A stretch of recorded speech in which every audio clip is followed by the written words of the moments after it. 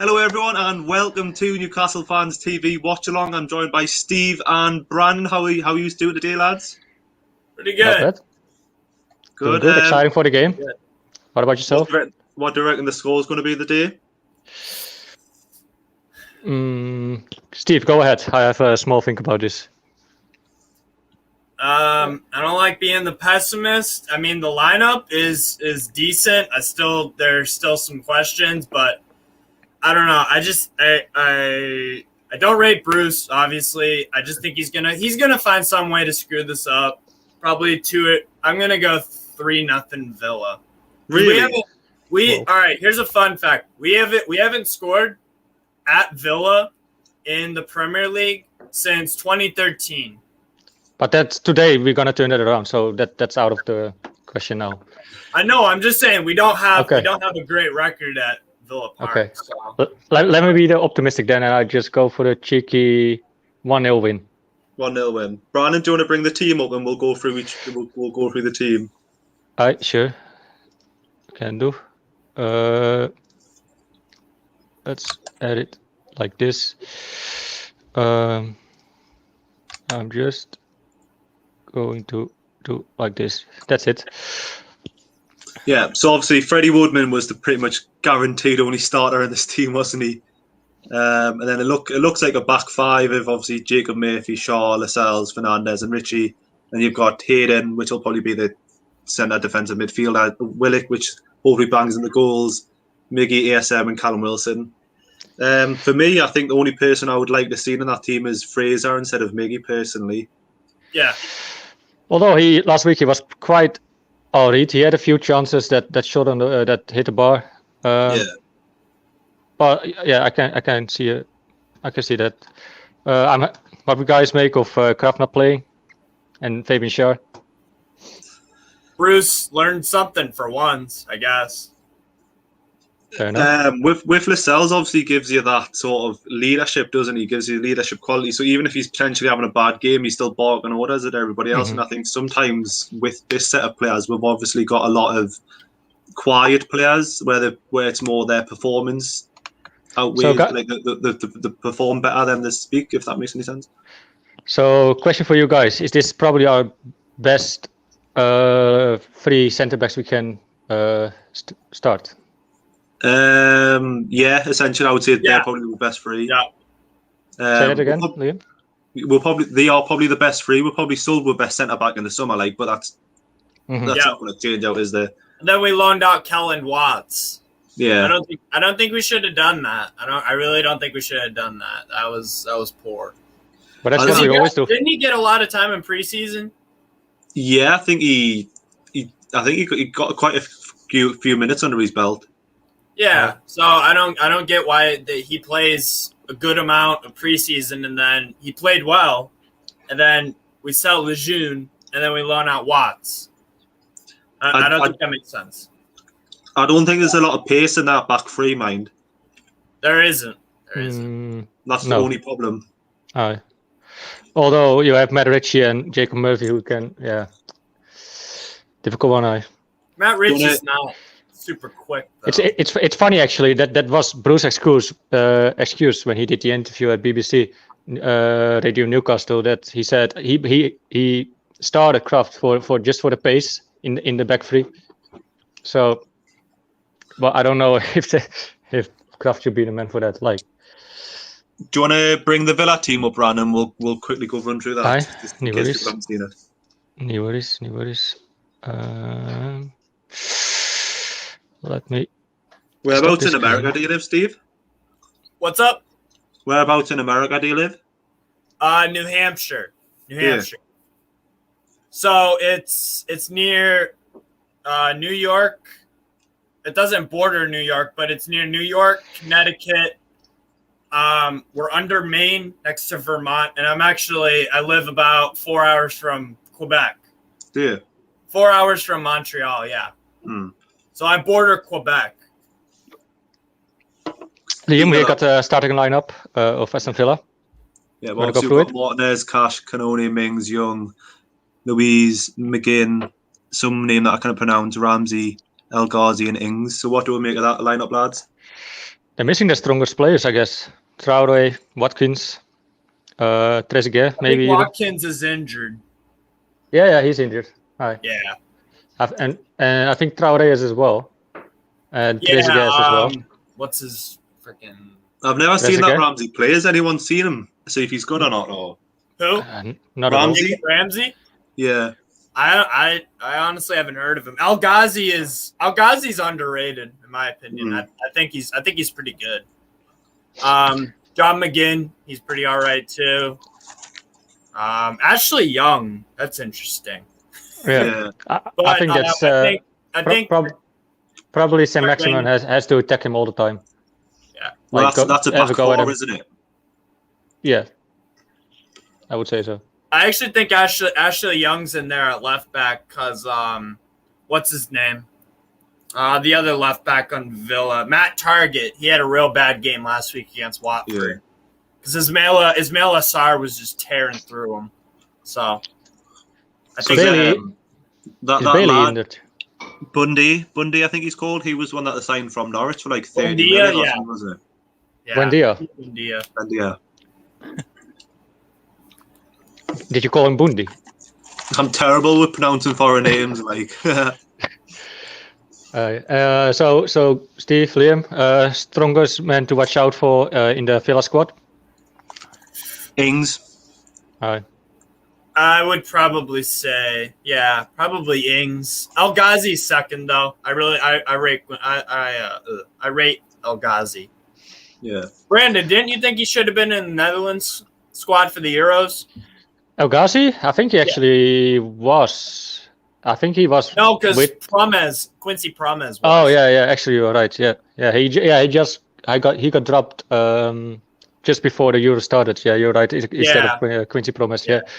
He was in the big squad, but later he dropped out for the squad that or whatever. Yeah. So I think that's a mistake. Quincy Promes haven't been doing much for the Netherlands. He has a track record in the Netherlands, bad track record. He stepped his nephew as well, so it's like a kind of different guy. I say it that way. So you guys surprised that Twanzebe didn't get a start instead of like Mings or Konsa? Give me a second. Well, I think Mings is one of the worst centre backs probably in the Premier League. If you remember rightly, I think Joe Linton gave him a nightmare appearance last time we played them. Yeah, I'm surprised that they didn't swap around Twanzebe for probably Mings, but Mings is the leader, captain. So I mean, should we go through some comments? Otherwise, guys. Yes. Yeah. Good afternoon, guys. From Deathbane. Hope you guys get the first win today. I definitely hope so as well. Then we have a member of us, very well known in the community, Andrew. Hi all. Andy. Let's hope for a positive result today. Let's hope so as well, Andrew. I'm an optimist. Steve is the pessimist today, so we'll see what's going on.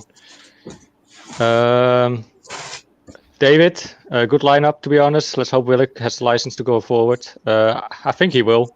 Steve? I think that's one of the only things that Bruce has gotten right for quite a while, is that he gives Willock that license to go forward. Do you think Willock's going to be fit?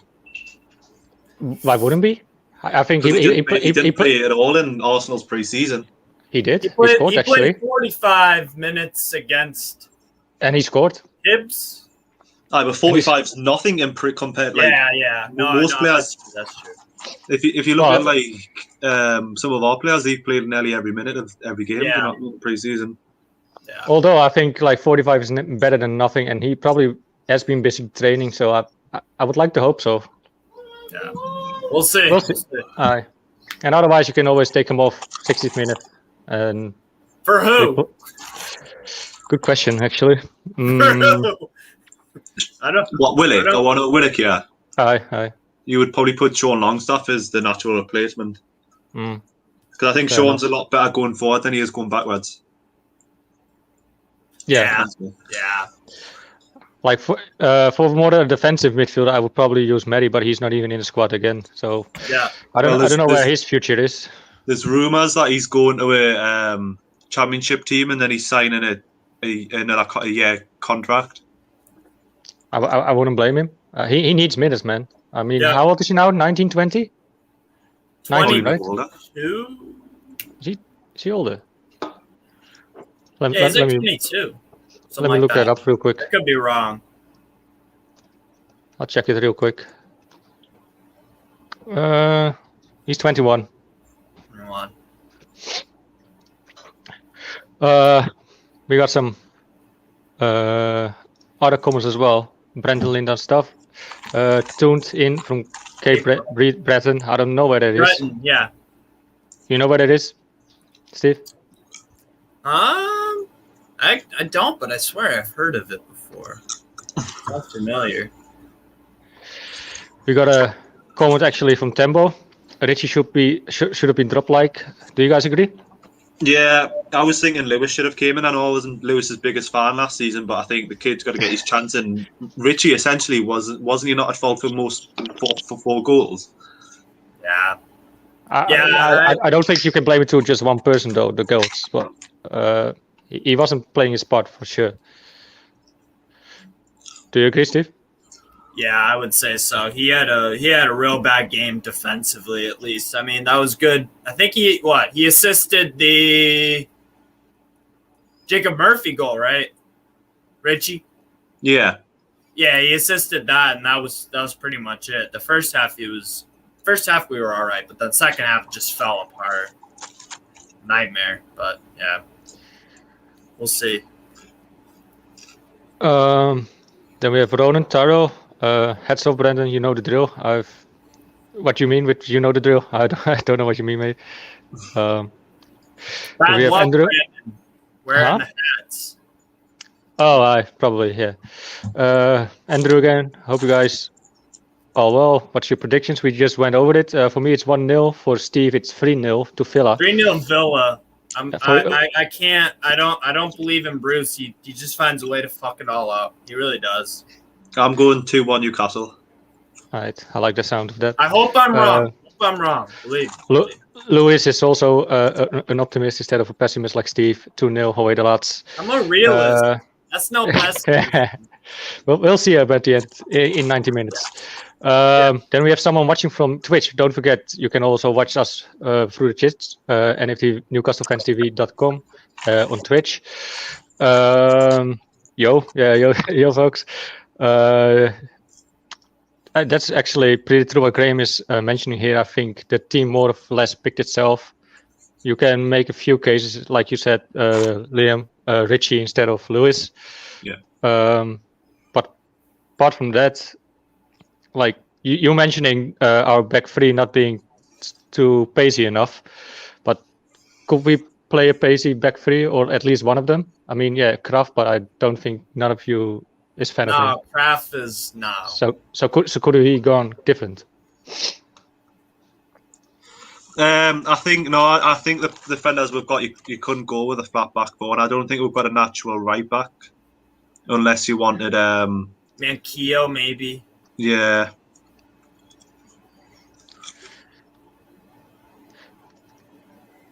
Yeah.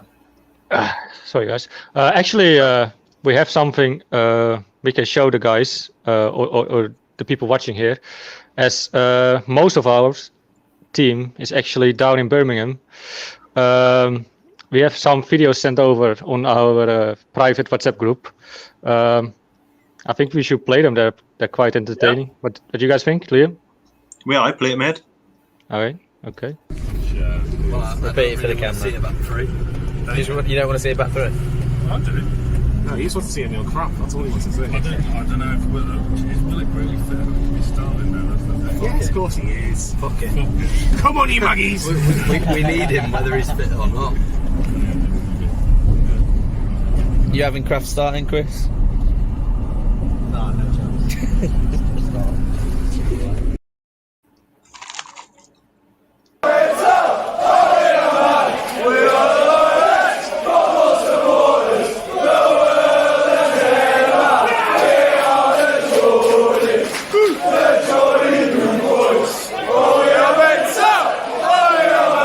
We are the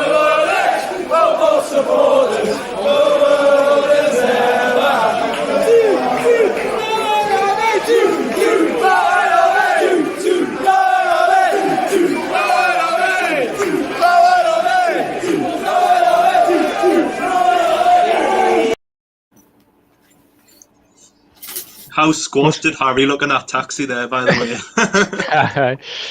Very much. But looks like a good away day for sure. Especially being I in like that that little gazebo bit outside. I think that looks quite good. The what? The gazebo, like the shelter thing that they were outside in. No. The What's that? literally plastic top thing that they were standing outside in. Aye. Like the tent, so to say. Yeah, tent. Yeah. Okay. Sorry, mate. It's just my English. Do you guys actually agree with this comment? Or Lascelles should have been on the right side of the back three, not in the central. Used to play right back. I think Do you Lascelles guys should think? always be in the middle. Yeah. Yeah, with you. I get that. That's a good point that he used to play right back. I don't know. I think Shaw. I like the fact that Shaw is next to Murphy because Murphy actually has something about him to go forward, and Shaw is our best player coming out from the back. I would argue going forward to play out from the back, but we'll see. Actually, I saw today totally off topic though, but on Facebook I read a news article that Martin Dubravka's injuries, his scars got infected, so it looks like he's longer out for a while. So I think we'll probably will stick with Darlow the rest of the season, or will it still be Freddie Woodman if he doesn't mess up? Yeah. I think if it's between Darlow and Woodman, I think as long as Woodman doesn't make a mistake, he'll stick there. But I think as soon as Dubravka's fit, Dubravka will come in. I don't know if it was Matt or Carl last weekend. They mentioned that Freddie Woodman was quite a bit lot. I've never realized actually that he was such a big lot. I always thought he was like a youngster and like quite small.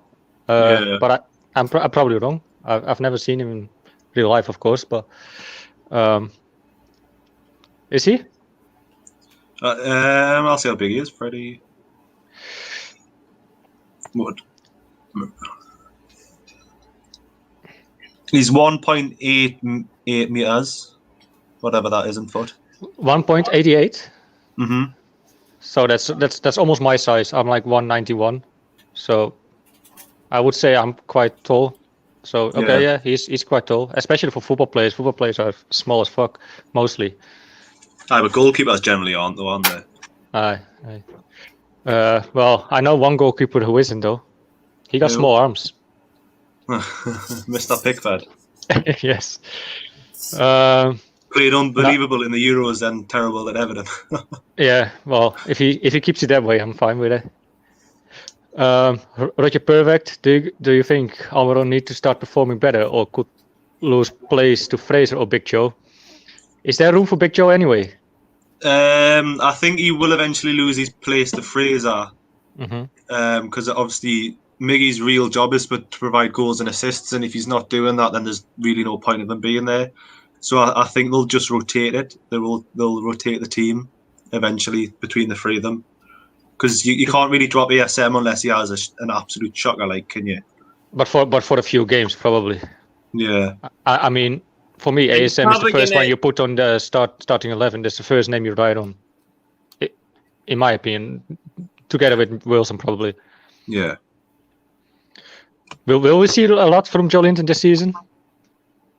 I hope not. Well, I would like to give him one last chance, I guess. The optimist that I am, probably. Sure. I mean, like Bruce mentioned in the interview as well, like he finally found out that Joe Linton isn't like a striker. He's more like a winger player. He's like a winger. So let's give him, maybe if someone picks up an injury, Fraser, ASM or whatever, we can give him a few chances for the 3 or 4 games, something like that. If it's shit, I think we should sell him in the winter. Yeah. How much would you reasonably? How much do you think would get for him? I think you should be happy if you can still get 12 mil out of him. 12.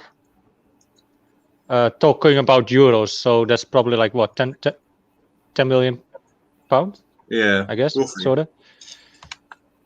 But I don't think Ashley will cash in on that money. Maybe we could sell him to Chinese Super League. But would they offer more than 10 million quid? Probably they overpay for a bunch of players. Rondon maybe as well. I don't know how much. Or was he on the free actually? Who? Rondon? Salomon Rondon. He went on the free with Benitez, right? Yeah, I think so. Do you think we'll bring in players into the summer by the end of the transfer window? There is talk of the. Wait, I saw that today. What was it again? It was actually on the Newcastle Fans TV Facebook page. I've seen James Rodriguez. Rodriguez, really? Yeah, the Everton player. Yeah, I know exactly who it is, but I don't think that's very likely, is it? He probably has hefty wages as well, I guess. Yeah. Who posted it actually? Let me see. There was talks of here it is. The Daily Echo are reporting NUFC and UFC are closing to signing Tottenham defender Cameron Carter-Vickers. Oh, you actually posted that, Liam. I don't. To be honest, I've never heard of him before. So you guys have to. He had a terrible game for Tottenham. They played in the Europa Conference League playoff round against Paços de Ferreira, and he had a horrible game. But I would probably take a risk. I would like it as a USA fan, but I don't know. It's only 3.2 million as well.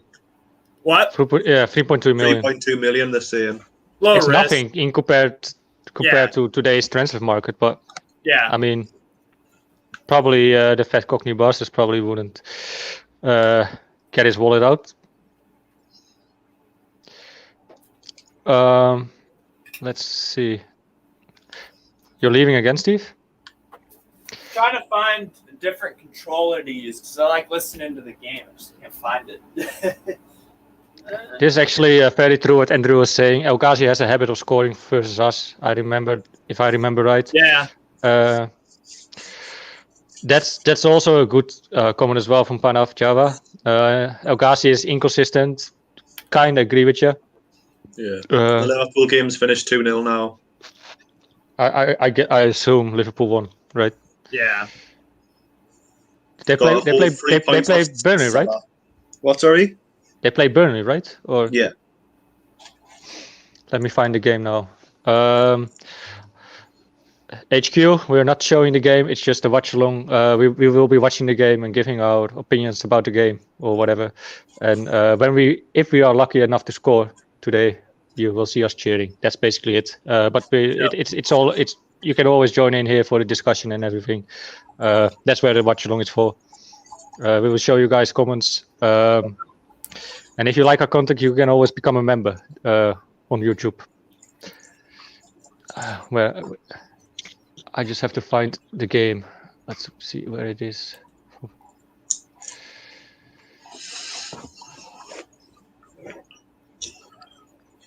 Do you guys think we can get a result if we start off the first half of last week?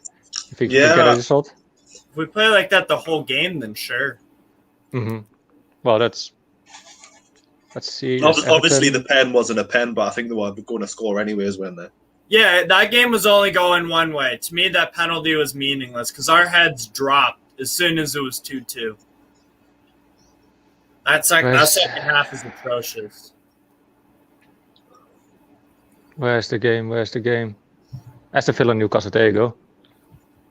I got it. What channel are you guys watching on? I'm watching it on beIN Sports on my Dreambox. But we will probably set all the timers together on the same time, so we have like the same spontaneous reaction, so nobody has to bite their lips or whatever or spoil it. Love my ass of haha says Richie is class. I like Richie, to be honest, but he's got some good intangibles like the leadership quality, the He puts in effort. At least the guy have character and fighting spirit, and that's sometimes lacking of other players that we play for us. That's a good intangible to have, but his ability sometimes there's a lot of questions. But yeah. I don't think you're wrong there, mate. Oops.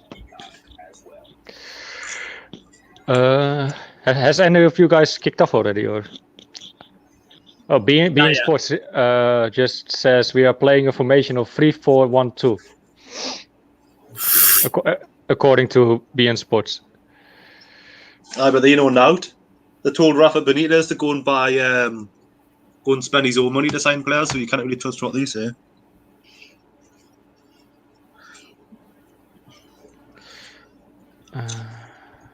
Oh wait. I didn't charge my laptop. Let's put in the charger real quick. Otherwise the stream is over quite quickly.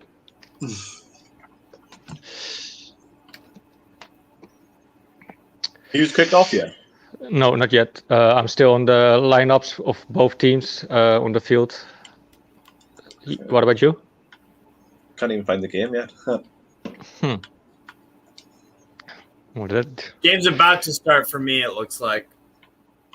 I just see Willock giving like a hug to, who was it? ASM. For me, it's about to kick off. I'm still on some adverts. Game's on. Game's on for me. Okay. Pause it just a little bit otherwise. Liam, just watch it until everyone's on. Do you know what I mean? Try this website. Yeah, he's goal. HEL. Yeah. Just shut up. Can't say that too much. Which game? Please pick the right one. They're taking the knee now for me. Steve, do you mind pausing it at least to be level with me? I just kicked off like 5 seconds in. Let me find out how to. So. Oh, shit. No, I don't want to exit. Offside for Villa. I'm well behind you. Wait yet? You haven't kicked off yet? Oh, I just got 1 minute. 1 minute. Can you pause it for like 30 seconds? I'm 30 seconds now. I can't pause it because I'm on your Xbox? Sling TV. Okay, awesome. So I'm like 30 seconds behind you. Why do always have the Americans have the benefits of all? I don't get it.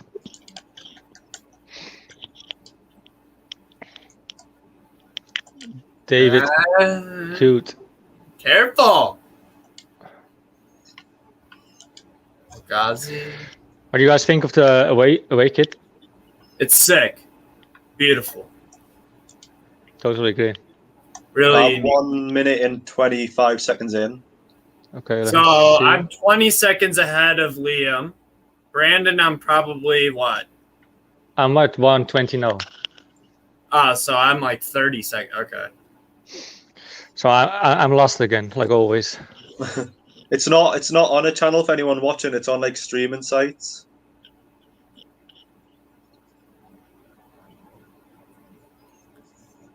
Well, I'm watching it on beIN though. But it's probably like some sort of Arabic commentator or Russian or whatever. But I hate when that happens when you're trying to watch the match and obviously the commentators in a foreign language. So you just just haven't got a clue. I like watching. Like I have the Spanish commentators or Brazilians. That's passion. I don't mind that. Like I don't mind watching a game. Like if it's a domestic game in Portugal, if it's in Portuguese or whatever. I don't mind that. What is a domestic game? Sorry, mate. Like a league match. Oh, okay. Like a Russian team playing a Russian team. Right. Okay.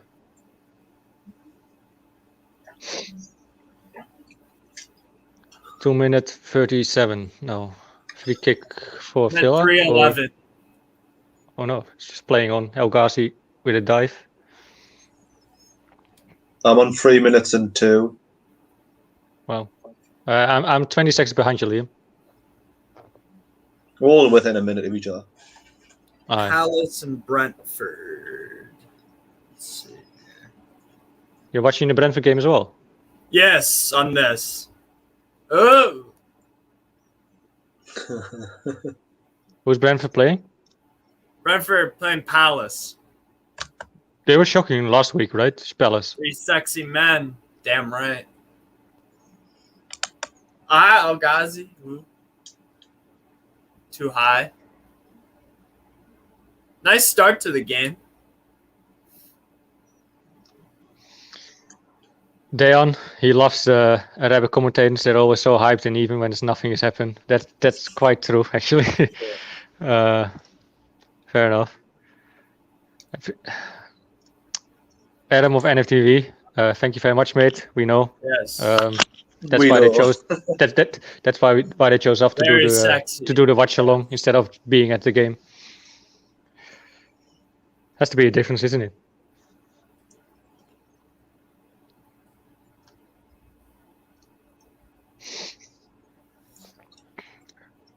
On. Oh. Is he onside? Outside. No! No! 1-0 to Villa. No. Well, by the looks of Steve, I don't know. Well, Shit.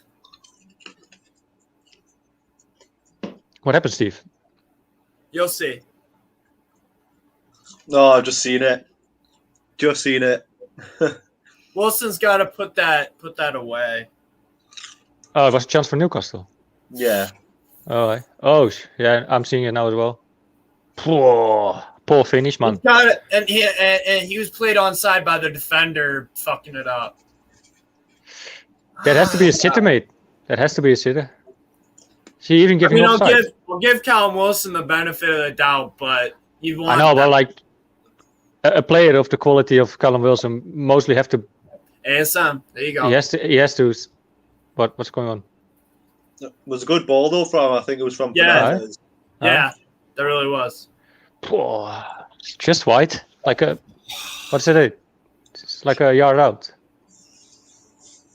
I do what I want. I ate pizza last time, Adam, so you cannot say out. At least I'm closing my mouth this time.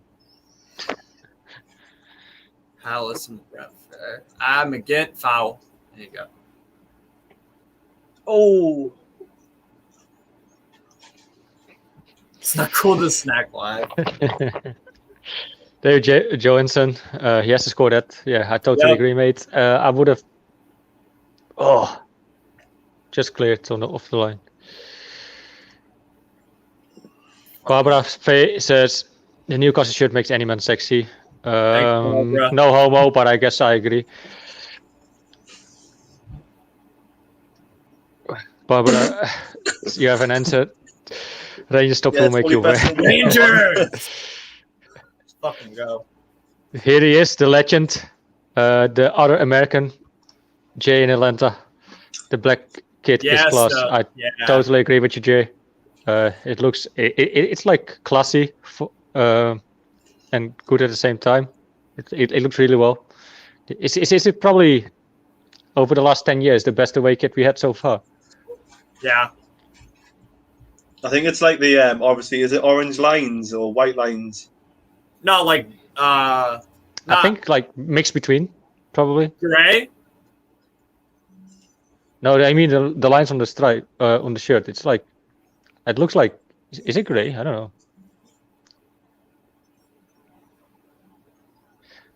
know. Will you guys order? Will you guys order the away shirt? No, I generally get the home shirt for Christmas off my mum every year. So, Oh, not Man City already 1-0 up. Yeah. Hmm? Makes sense.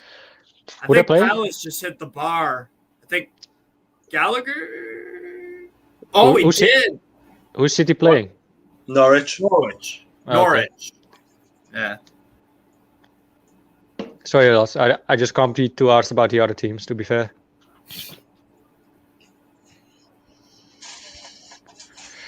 So I got you a good Christmas present, probably, Liam. What? I'll probably buy you the away shirt. The weird shit.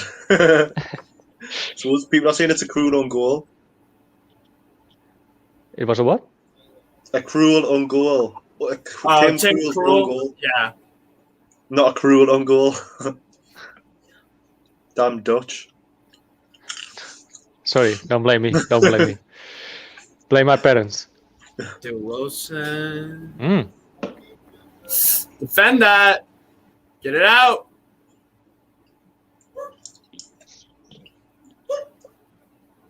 Who's that, like Liam? What? Who's that? What? Oh, I thought I heard something like a dog or something. I don't know. Oh, that's my dog. I got two dogs. I thought it was Liam's because he was looking downstairs. I thought he looked to the. Oh no, I'm just eating it just where my food is. What you eating, mate? Just popcorn. Popcorn. Yeah. Salt or sweet? Sweet. I don't understand how people like salted popcorn. Yeah, I'm a fan of sweet as well. I'm just going ahead of the comments because when you said popcorn, I'll definitely people will ask you is sweet or salt.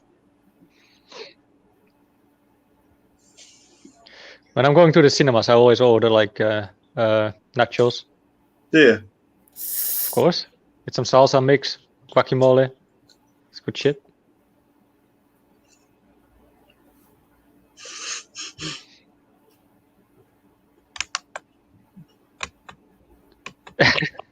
Yeah, that's one. You were just ahead of me, mate. Cisco Moscow. For anyone that's asking, it's not on Sky or BT in the UK. You've got to find like a streaming website that's streaming off there. Wait, so it's just not on TV for you guys? Yeah, so generally if it's a 3 o'clock kickoff, it's not on telly. How though?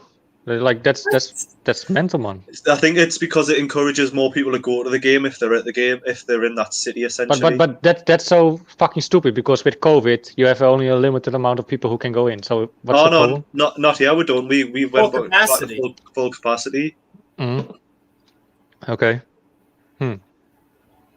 That's crazy because I can watch every single Premier League game with Peacock in the US. That's nuts. Liam, is this actually family of yours? No, no, he's not. I don't have a Joshua here in my family. Okay, just asking. It. Why is everyone keep asking like how you guys are watching? Well, it'll be because obviously, just like you said. Yeah. Just go to his goal, and I will not name the website. So you have to figure out if it's like .nl, .co.uk, .com, .net. I don't know. Just Google his goal, and you'll find it probably. Go. Don't. Pass the fucking world. Come on. Steve, you're gonna piss me off all the time when you say go. It also sounds like goal. So don't do that shit anymore.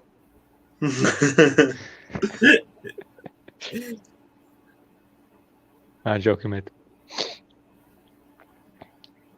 How did you start supporting Newcastle, Steve? About 2 years ago. Really? About 2 years, yeah. Did you ever experience Rafa still as manager? No, you didn't, right? I watched a few games because I've been watching Premier League for a while, but I've seen a few Newcastle. I'm pretty sure I've watched a few games under Rafa, but I had no connection to Newcastle at that time because I got this shirt right here, that Puma one. So I used to work at the YMCA in Exeter, like 5 minutes from my place, and I used to work with kids, and I would play sports with them in the gym while their parents worked out. And so one of the kids was really into football, and his dad was from Newcastle. And I got close with him and his mom, and they bought me a shirt just out of the blue. So, and I'm like, all right, they're one of my teams then. That's cool. That's nice of them, to be fair. Like, yeah, and it's a legit. It's the what is this? I think this is what, the 2018-19 third? Yeah, I think so. I Yeah. don't think it's 17-18. I think it's 2018-19 third Yeah. shirt. So I actually supported Newcastle since 2014. I was doing some trips with my dad and some you friends. lived in Newcastle for a bit, right? Brandon? Yeah. After that, first I just attended some games, taking the ferry from Amsterdam to Newcastle, and then I had the opportunity to work abroad as like a plumber, and then I thought like, if I have this chance, I want to live in Newcastle for like a while, for a year, so because I wanted to attend more games because the crowd, the fans, they just made me fall in love with the club probably, and I had to go there. And Actually, didn't you, Brandon? Yeah, I lived in Venom. No Shields. I worked close to you. I worked for Roffels Plumbing Services in North Shields. Sometimes I had to work at the dark side, South Shields. South Shields isn't actually the dark side. It's split. But that's more where Sunderland people live, right? It's weird. It's a massive split. Like you could just split there's half Newcastle and half Sunderland, and then obviously now you've got South Shields playing really well, and I think they're in the league below the conference. So I got a funny story actually when I was working there, because I was still an assistant plumber, because I was still learning. So I always had to go with like an older guy. He was like in his 40s, Gareth. Yeah. He was a proper Newcastle fan as well, or is, I guess, still. So one day we had to go to South Shields, and we had to do a combi swap at someone's house in South Shields, and it was like a Sunderland fan. His whole house had like pictures of Sunderland and all that shit.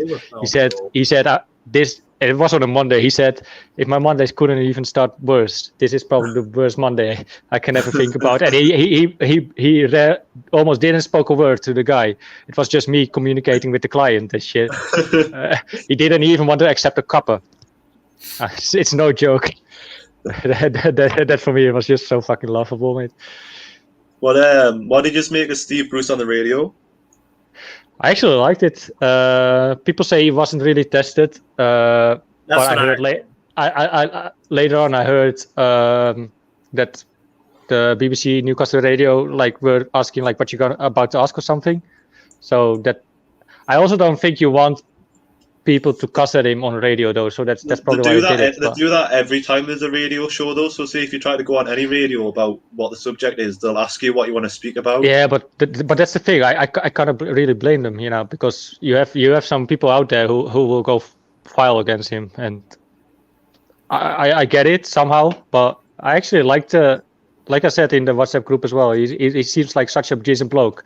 He just shouldn't be your manager. But I kind of understand a little bit more of his thinking, the way of what he's thinking. I'm not saying it's the right way of thinking, but that makes some sort of notable decisions a little bit more clear.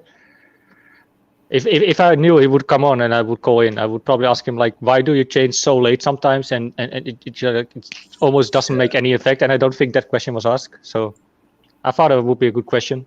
They probably had some. They probably had to have someone to pick out the ones where it's just oh fuck you, Bruce, I'm gonna fucking But I also don't want that on the radio, not just for us fans, but also not for Steve Bruce. He gets already a lot of stick and abuse actually. But he sees a lot of people that when they see him in the streets don't actually say anything bad. Yeah, so, but then he gets fan mail, and it's oh, you're awesome, but then he's saying, but that's the thing, right? That's the thing. He gets abused, but it's mostly about keyboard warriors, and when they see him in real life, they don't have the balls to actually say what they would have said. It's like anonymous, right? It's easy to say from behind your computer screen and blah blah blah. Well, it's all them people that abused, obviously the three lads that missed the pens. They wouldn't have said that them with the face, would they? Do you know what I mean? Yeah. ASM is down. Is he up again? You guys are ahead of me, so he's still down on mine, mate. No, I think is he back up? Yeah, he's back up for me. Yeah. Maybe for you, but not for us. Maybe he stays down on our stream. Who knows? Richie is very slow. Did you see him on the wing there? Yep. No, I don't. Not yet. The He's thing just- with Richie is, Yeah, I'm about to see it now. He's The thing getting with older, Richie isn't he? if he gets in the right position, he'll put a good ball in. But it's like just him getting there. Yeah, he's probably getting older and losing some pace. And he probably lost his magic hat, I guess. Yeah. Come on, Richie, bring that in. Cross. Our neighbours across the Ray are 3-0 up after 19 minutes. Hey, Wilson went down. Can you just take over from me a little bit, Liam? I'm just going to the loo real quick. Yeah, that's fine. David, why don't you like Richie for? And then Jody Jedi up the heat. Should this be a pen? That's what it wasn't a pen. I don't know. They're playing now. I don't think it really was. It just looked like a tussle in the box. Both guys are going for it. So, offside. Danny Ings. Ooh, Danny Ings got in behind our defense, right through Lascelles. Oh, I'm must be very close behind you. I'm on 34. 1-0 Freiburg over Dortmund. First half end. Wow. Oh, Gateshead are 2-0 up, not 1-3 before. So supposedly Everton are quite bad at the moment with obviously Mr. Benitez. Jeez, 26 possession.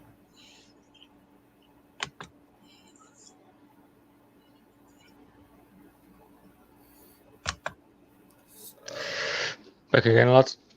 Fair point. I think his crossing is quite good when he doesn't mind. I disagree that he can't slow play down, but I do think when he crosses the ball, it's generally a good cross. Yeah, I agree.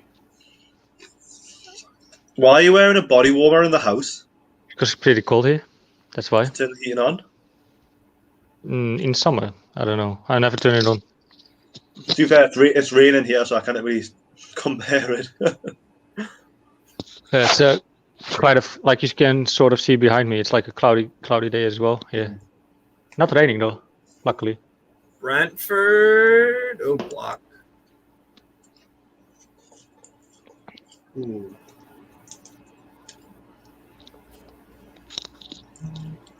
So I got 6 games on right now. Jesus. Glad we're not in the highlighter away kits anymore. What do you think of these kits? I like them, Chris, actually. They're pretty nice. Brandon, my pal, says you remind him of Rafa Nadal.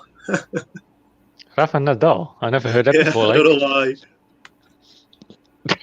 Okay, what the fuck? Thanks, I guess. I don't know. Is that a compliment? Well, I would be rich as fuck though if I would be, but Rafa Nadal. So I look Spanish. Yeah.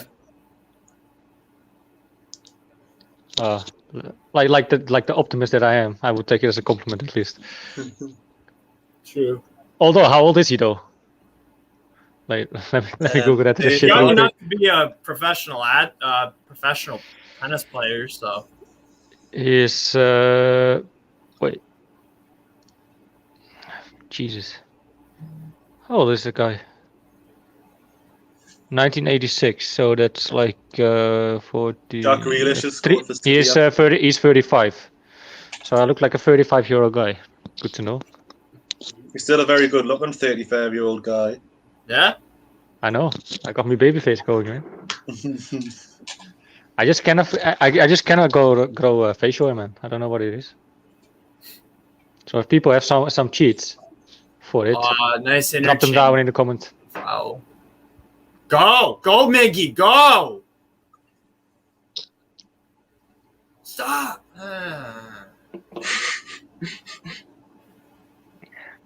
No, because he started charging forward, and then all of a sudden just like, what are you fucking doing? And then now Villa. Oh. I hate when he turns back on himself. Like, Yeah. So, guys who are watching the live stream, we're actually quite international today. We have an American, a Dutch guy, and someone from your own home country, an English guy. What do you guys think of the setup? Most of them are. I think almost everyone is at the game, right? Or except Adam. Adam and Josh. Adam's away yeah. because it's his birthday. Oh, why? So yeah, it's quite a new setup for the watch along. Yeah. What you guys think? How it's going? It feels quite a little bit weird though. Like not weird. Like more comes down to me and Liam, while we're used to be just the Facebook lads.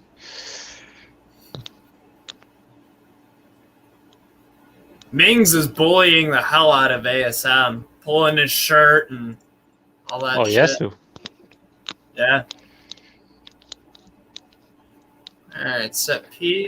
Because if Mings is turned around, I could do a cuppa and still be quicker than him. Yeah. All right, Kirsty. Kirsty.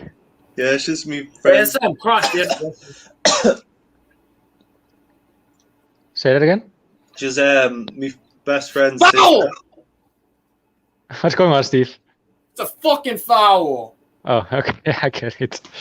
Oh fuck. She's your friend? Oh, was it the friend that said I look like Nadal? No, that was a different friend. Oh, hi. You got loads of friends. You get at least 2. I wish I did.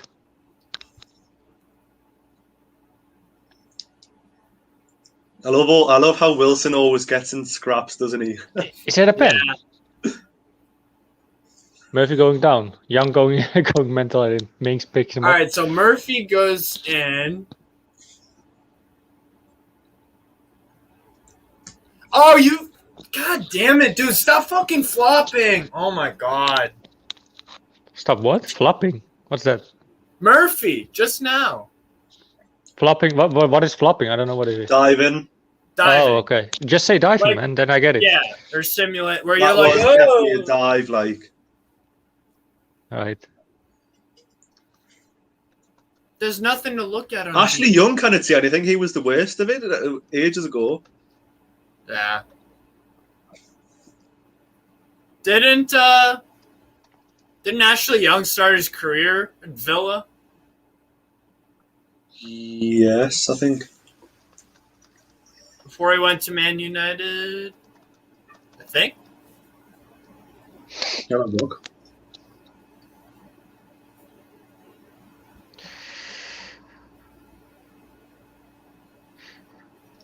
Can we already answer this question from Graham Morton?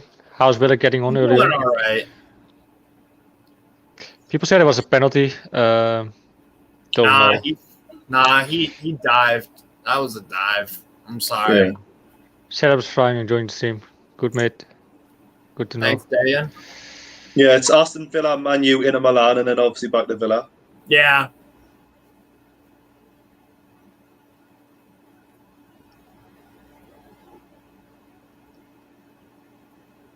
Lucky it's not a booking. Yeah, I agree with Devin and Barbara. How you're watching? Like I live in the US, so I can watch every single Premier League game. I live in the Netherlands, so I watch through my Dreambox. I have like all TV channels of all over the world, even from Zimbabwe if you want. That's crazy because my mom was telling me that she has a friend in Germany because she's German, so she has some friends from there, and they say country? that, huh? What country? Germany, Deutschland. Never heard of it. Who are those? But so I can watch every Bundesliga game also on ESPN Plus, and same thing in Germany. They don't show all the games on TV. Yeah, because they have to. I think they have to pay for it though, because they buy the rights from the Premier League, I guess. Yeah. And that's why sometimes the Dutch broadcasters also don't show the game of Newcastle because it's not like one of the bigger teams. Especially like for now, they don't broadcast this game. Newcastle, Aston Villa, they think like, who wants to watch this shit? Cold stolen. Brucey Ball actually looking more positive than Rafa Ball. Rafa out here with 23% for fuck's sake. Do you guys agree with this? I guess a bit though. Like But I'm a little bit sick of it actually that we keep comparing Bruce to Rafa.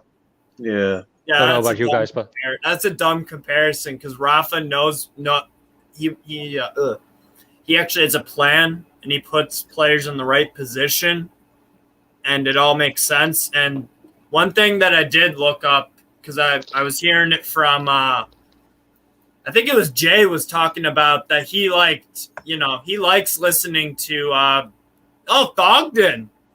Thanks, man. you know him. That's not Thogden. That's not Thogden. You got hyped for a little bit though. I don't know who's I fucking. know, I did, but He might be famous in the US, I guess. Or He's quite a big YouTuber from what I know. If it is the real person. yeah, he is. Yeah. so what's he doing on YouTube?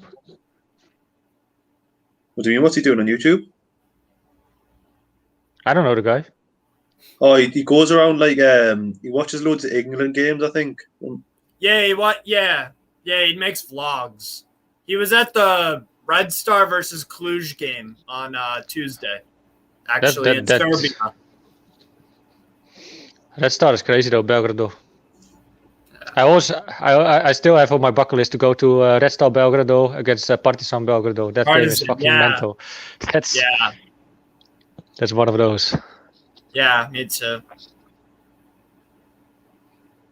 But I will probably stick mostly with Bani Kostrava games. It's easy to go to when I'm Czech Republic. Oh, that's your friend. He's chatting away with his friends. Let's go. She any fit? Well, she's like a little sister of hers, so I'm not really going to say if she's fit or not. I don't want to put you on the spot, mate. How old is she? How old is she, mind? I'm not telling you, you pervert. 1-0 Everton over Leeds. Dominic Calvert-Lewin. Damn. She's grabbing another beer. I've got him in my team as well. I'll get in.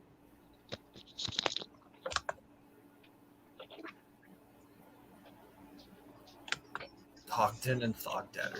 Villa plan was passed to Grealish and Ugly. We'll see how it goes. Because they brought in, 4 players?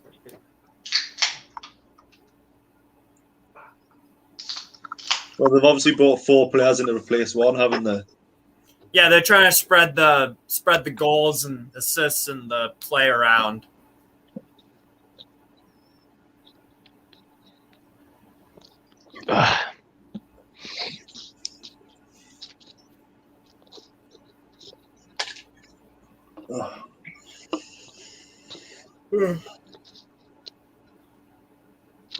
Now it's really happening on my screen. I think they'll just talk to themselves, or it's going to be a free kick. I'm assuming. Yeah. It would. Sounds stupid, but for so far I've seen of the game, it really looks like a 0-0 game. Yeah, no, that's true. No one's like Grealish. That's true. But that's why he went to Man City.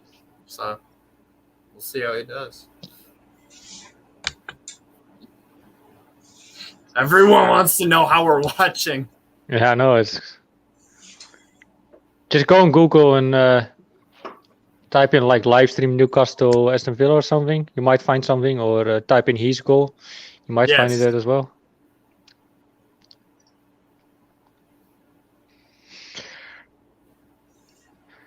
Callum Hunter, obviously that's always Newcastle United, even if you're down 0 something. Stupid question.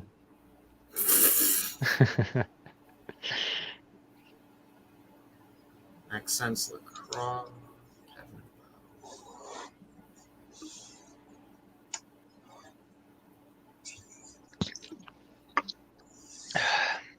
Fucking finally, a Spartak goal. Ezekiel Ponce. There are the lads. Do you guys know how much people went to the game actually from the Newcastle fans? How much were allowed? Sold out. 50,000? It's sold out, but what is the capacity of sold out? What at Villa Park? Hi. I think it's just below 3,000. Oh yeah. Oh, I thought you were talking about the previous game. Yeah. That's a decent turn up, right? Yeah. How's that a foul for Villa? I don't know. On Wilson from Ashley Young. Buendia. Careful. Brandon, just 2,000. Oh, aye. Cheers, mate. Cheers, Andrew.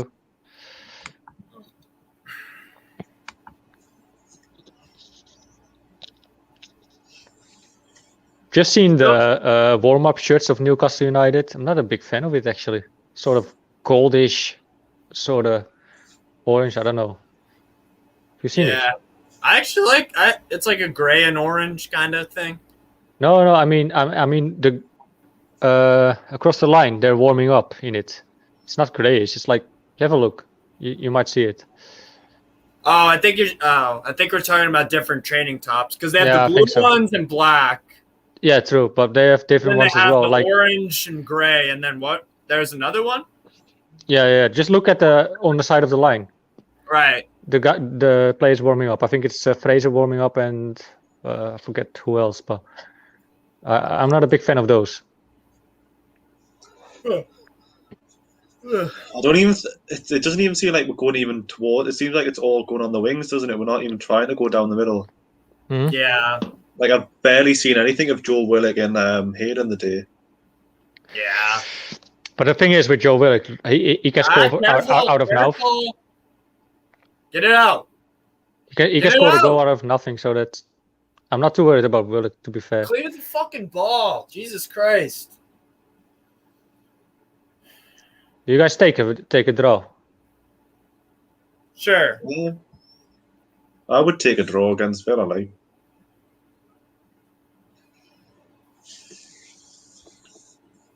Clear it. Ezekiel Ponce. Guys, don't forget, after the full-time whistle, we will do scoring the players rightly after on the same stream. So you don't have to switch videos, whatever. We just changed the title of the video, so just stick ahead with us after full-time. After scoring the players, it will also be the fan reaction show. Who's doing the fan reaction again, Liam? Is it me and? Say that again, sorry? Who's doing the fan reaction? You and me, I think? I'll be on too. Oh, you'll be. Yeah. But I think it's you as well, Liam, isn't it? I can do the fan reaction show. Get it out! Okay. Fucking God. So I guess it was just me and Steve with fans coming on. Awesome.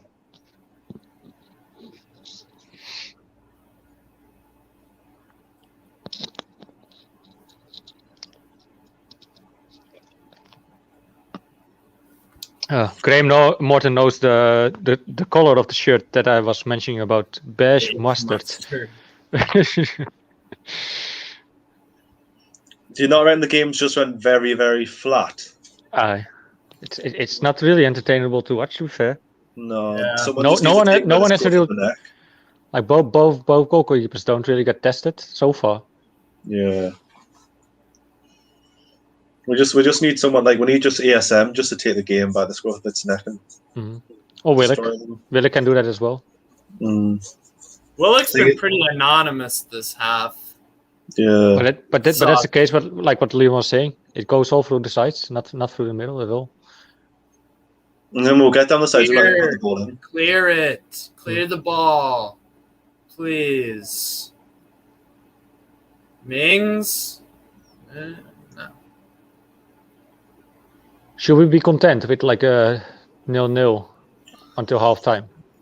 Yeah, you would obviously you would prefer them not to score at the moment. Do you know what I mean? But obviously, we want us to get a goal ahead. I will answer this question for Andrew Aziz. Do you guys get paid to work on the channel? No, we don't. The only thing we can do is like some member videos because you can become a member of our channel. That way you support us, and then you have like around 20 or 15. I will be mild. Exclusive videos, members only. if you're making those videos, you get some sort of payment, or if you do some advertisements on the Facebook page or whatever, then yes. But talking about a few tenors, but that's maximum. I only remember Liam just hit one time like a €100 or £100, something like that. Yeah, it was like £100 off one video. What did you do with it? Like, drinking? Probably just spent it on crap or drink or something like that. Do you know what I mean? I like the sound of that.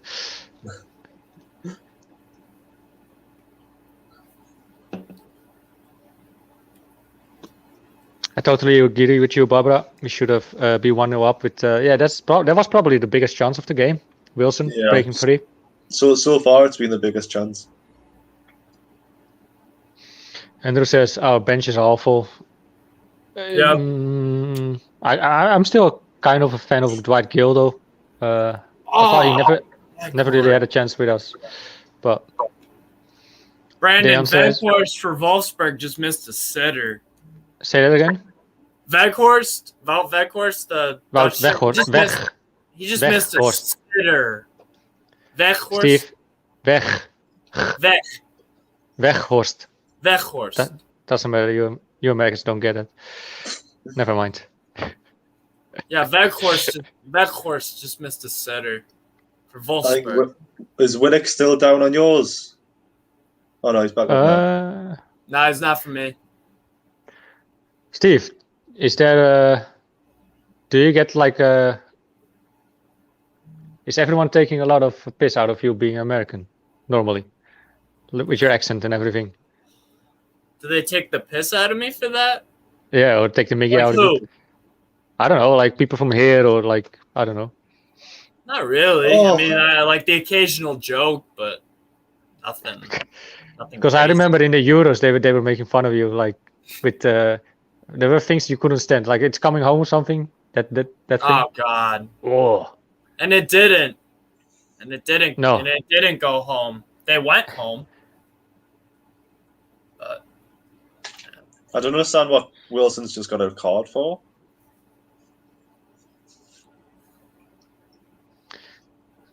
Yeah, Gale for the Champions League was good, especially when we become champions together with Mitro. I loved Mitro, like still, I still love Mitro. I love his passion. He's one of my favorite Toon players. I can't help it. Blame me. Can someone translate this for us? Vamos, Aston Villa confiando. Fortune Champions, Portuguese. I don't know, but thanks for commenting though. Maybe watching from Portugal? I guess. But he's just supporting the wrong team though, but never mind. We're open to everyone. Yes, indeed.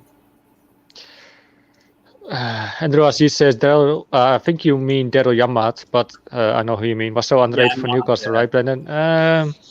He had very poor games at times. I don't know if he was underrated. Like, I think he played to his max, and he wasn't a standout, but he was definitely like I would take Daryl Yamat now every day for like a right back or a left back. Is he even playing anymore? Oh, good question. Let me check that. Leeds have just scored. Yeah, Matthijs Klik. The Polish guy.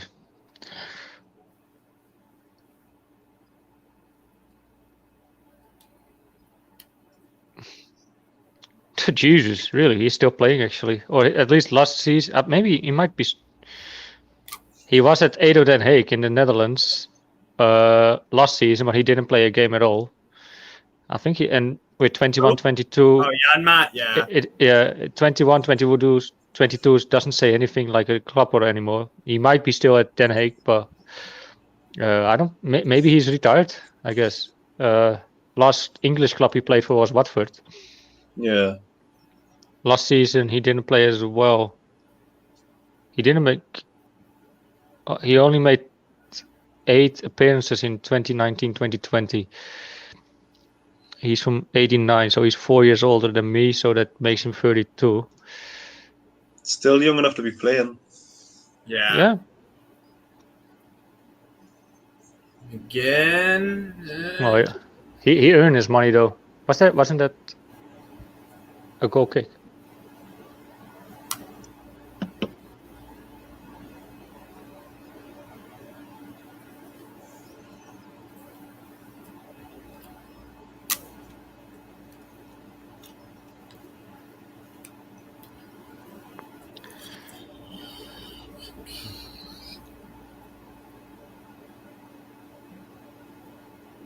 There's a lot of, for the people asking, there's a lot of streaming sites that you can find the video on. Because we see a lot of people asking how you guys are watching. I have the luck to have a Dreambox. Liam is watching through, I don't know, website? I don't know. What telling me? I don't know.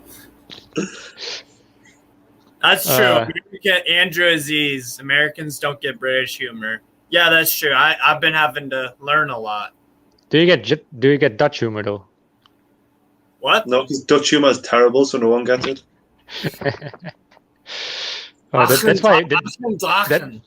That's why you don't never respond with me on WhatsApp. Now I get it. I just mute you. That's the only thing I do is just mute you. Cheers, Phil. Love you as well. At least that got a giggle out of you. Yeah. 2-0 Freiburg over Dortmund. Holy shit. Wow. Who are those teams? Never heard of it. The one with Holland and Malen. No idea.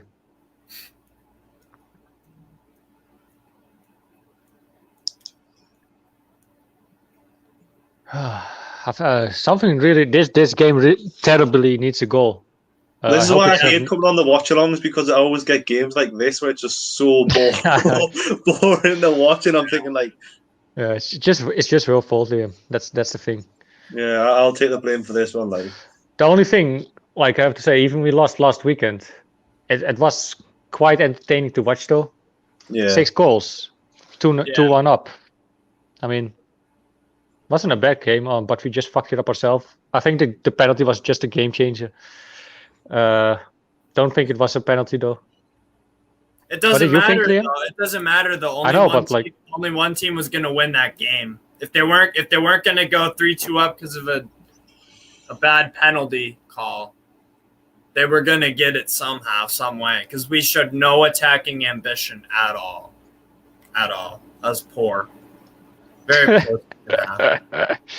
poor. Liam, have you seen the comment of Lee today in the Watch Along group? Yeah. Wow. Wait, Steve, I'm sending you on Facebook. Oh yeah. Give me a sec, mate. Steve McCullough. I haven't gone on my Facebook in a long time.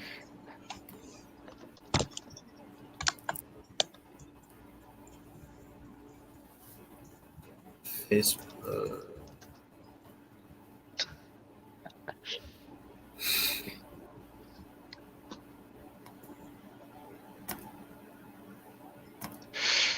Dan, nice comment for Steve. Steve, if anyone told you look a little bit like Jesus from The Walking Dead. That's a good comparison. Not bad. Not bad. Come on, team from Portugal. No idea. Go Villa, he said.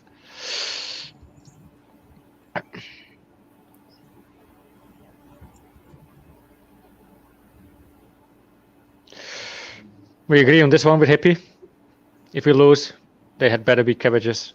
Yes.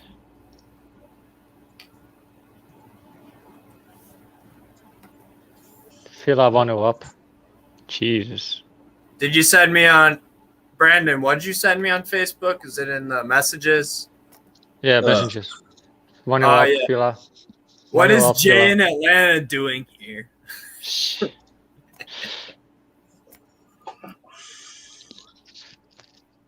Aye. Just before half time, 1-0 Villa up. What a goal though. Is it? I'm still about to watch it. I just get it on my phone. like a push notification. Poor defending again. Oh, good goal. Is it Cash? No, it's Ings. Oh yeah, I see Incredible. Bicycle. now. Can't he go like? Really good goal, but it should be the other end. No one's fucking marking him either. Who is that? Is that Shaw? That's Shaw, like 5 yards off him. Let me see in replay. Son of a bitch.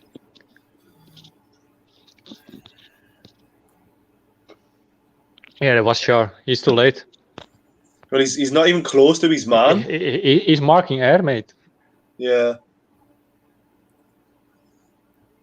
Oh, again, sloppy defending, man. And these things just gonna break us up maybe this whole season, man. Yeah. Just sloppy. Same shit. No fault for Woodman though. I mean, You can't. He couldn't do anything about it from close range. no, Yeah. Fucking God, man. I like Ings though as a striker. I wouldn't Yeah. mind him as being a backup striker for us, or maybe 4-4-2. You could play with Wilson and Minks. Yeah. We won't ever play 4-4-2. But I think if Bruce has the ability or if he had for the favorable Ings and Wilson at the same time, he might play 4-4-2. Yeah. But same bullshit. Yep, half time. What we make of it? Very, very, very flat game. It started off good in the first 5 or 10 minutes for us. Villa just took the game. And then they just kept pushing, kept going forward, kept getting shots off even though they were over the bar and stuff like that. And then one fucking time that Shark completely turns off and 1-0 down at halftime. Everyone, so far it's halftime. We're 1-0 down. Please drop a comment, like the video, please. That would really help us at all. Yes. We're currently on, 53 likes, 54. I just liked it myself. Please like the video. We want to have at least 100 likes on the video today. That would be awesome. Yes. If you want to come on the halftime show, we have 15 minutes. The link is in the pinned comment. So if you like to come on and have your say, I'll probably just do one or two. Andrew says, if you stay still, you get destroyed. That's very much true. Yep. Seth, we are shocking. I wouldn't say we're shocking, but we're really flat. Defending wise, again, a big mistake, I guess. Shah should have done that better. Roy Prince, same old rubbish. I guess, yeah. Dejan, no possession, retention. The biggest problem, as always, invites pressure on the defense, relying too much on the likes of ASM, Willock, and Almiron to take players on and speculative crosses. We have someone who wants to join us for the halftime. All right. There he is. Sorry. Andrew. How you doing, mate? Hi, Try to keep your camera a bit straight, like. Otherwise it makes people dizzy as fuck. Sorry. What you made of the first half, mate? We're playing awful. We're really doing not very well at all. I think the midfield again. Aston Villa aren't even playing that well, but we just don't look good. Very much agree. Danny Ings' goal was quality, but we're just not. That was really nice. It was a really good goal, but you can't just keep doing the same things every transfer window and do nothing. That's probably likely to happen again next year if Mike Ashley is still in charge. Yep. Yeah, it's like, if we will be lucky enough to stay up, because if it continues like this, I fear the worst. What you guys think? Yeah.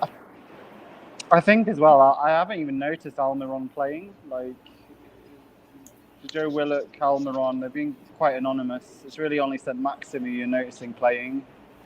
So I don't know what Steve Bruce even says to the players anymore. It just seems. What is our style of play? Like what are we doing? Like I don't understand this. It seems to hit the ball up to Wilson and hope saint-maximin can dribble past 5 people. Yep. That's the only thing, and it's a little bit sad actually. Like you would have liked to have some gameplay, and against this Aston Villa team that's not bringing much. You would have liked a little bit more attacking football, I guess. But yeah, I don't know what's wrong with the guys. I think there's no pressure on them as well. Like Matt Ritchie, you've got Jacob Murphy. You know, they're not really good enough. We all know that, but we're just accepting that they're not good enough. And I just think if you play second half like we did first half last weekend, we can still win. But I doubt if they're able to though. There has to be a big change somehow. They have to come out differently. Last week we were so attacking, but we were just allowing defensively, letting them just run all over us. And again, it's like Hayden on his own again. Like if Villa exploit that middle, then they could easily create more chances. Because last week Declan Rice realised that we had no midfield and just started carrying the ball forward, and then we got destroyed. Because if Declan Rice had been playing for us, we would have won that game. But Probably. But you know they're gonna. I just don't trust Steve Bruce at all. I don't really know what he's doing. I just Miserable. Steve, what did you make of it? Do we have any standouts this first half or? No, ASM hasn't even been getting on the ball that much. Joe Willock, same thing. I thought Miggy had maybe 1 or 2 times where he drove forward and then all of a sudden he just takes a fucking U-turn. It's like, dude, come on. And then he just passes back to fucking Shar or Lascelles. It's atrocious. It's atrocious. I just think though, like that one big chance that we had with Wilson, played very well from the back from Fernandes, but that should have been a sitter for me. Like I know he's doing us a big favor with Callum Wilson, but this one should have gone in. Yeah, I kind of blame him for that as a striker that he is. Can you, Andrew? I mean, we're lucky to have him. So he's so much better than our other strikers. He should score that, but he should score that. But like, I trust him that if we get another chance, he will put it away. But like, what was the other option? Joe Linton, or Dwight Gale. Dwight Gale the least though. I prefer Dwight Gale in a striker position than Joe Linton though, for sure. We just need more. We need more energy, and we need Willock to just take control of the game a bit. Because for sure, and maybe bring in Sean Longstaff instead of Almiron. Almiron is not having his game as well. Bruce barely plays Longstaff. Either of them. He barely plays either of them. Fair enough. I think Longstaff, that game last year where we lost to Leeds 5-2, Longstaff was at fault for 4 goals, and Bruce never trusted him after that. He stopped using him. That's a good point. That's a real good point. He's just like I still can't believe we're still playing Ritchie and Murphy as wing backs. They're wingers. We should have proper fullbacks as wing backs. I have an interesting comment here by Cole Stolen. The bookies have Norway, Burnley, and Newcastle as favourites to get relegated. Do you guys agree? That's not my 3. But I think Norwich just they go up, they go down, they go up, they go down, they go. they don't care about staying in the Premier League. But can you take Newcastle out instead of Brentford? Although Brentford is playing pretty decent football, at least like attacking wise, and they have some spirit in them. They have more points than us so far. Yeah, okay, but it's just the second game in, so I mean that's. But that's what I'm saying. We're playing catch up already on these teams. It is early, but you got to set the tone of the season early. And Brentford are, they're riding that high, and I think they will. I think they'll survive easily. We set the tone pretty well the first half last weekend, but for the rest, it's like since second half last weekend till now, it's going downhill. Yeah. I think Andrew? Southampton might go down because they Southampton. They've sold Vestergaard, Danny Ings. They've lost, and Ward Prowse is on the way as well. I'm surprised that they didn't sell Ward Prowse yet. Yeah. If they lose that whole spine, they could go down. It's not a bad shout, I think, actually. But at least they brought in Armando Broja from Chelsea on loan. Then they brought forget the guy's name, but it's a Chelsea right back or left back on loan from the academy, Chelsea academy. Tana, something like that. I forget his name. I have to look it up. But they also brought in Romain Perrault, left back from Stade Brest. He's a real good player.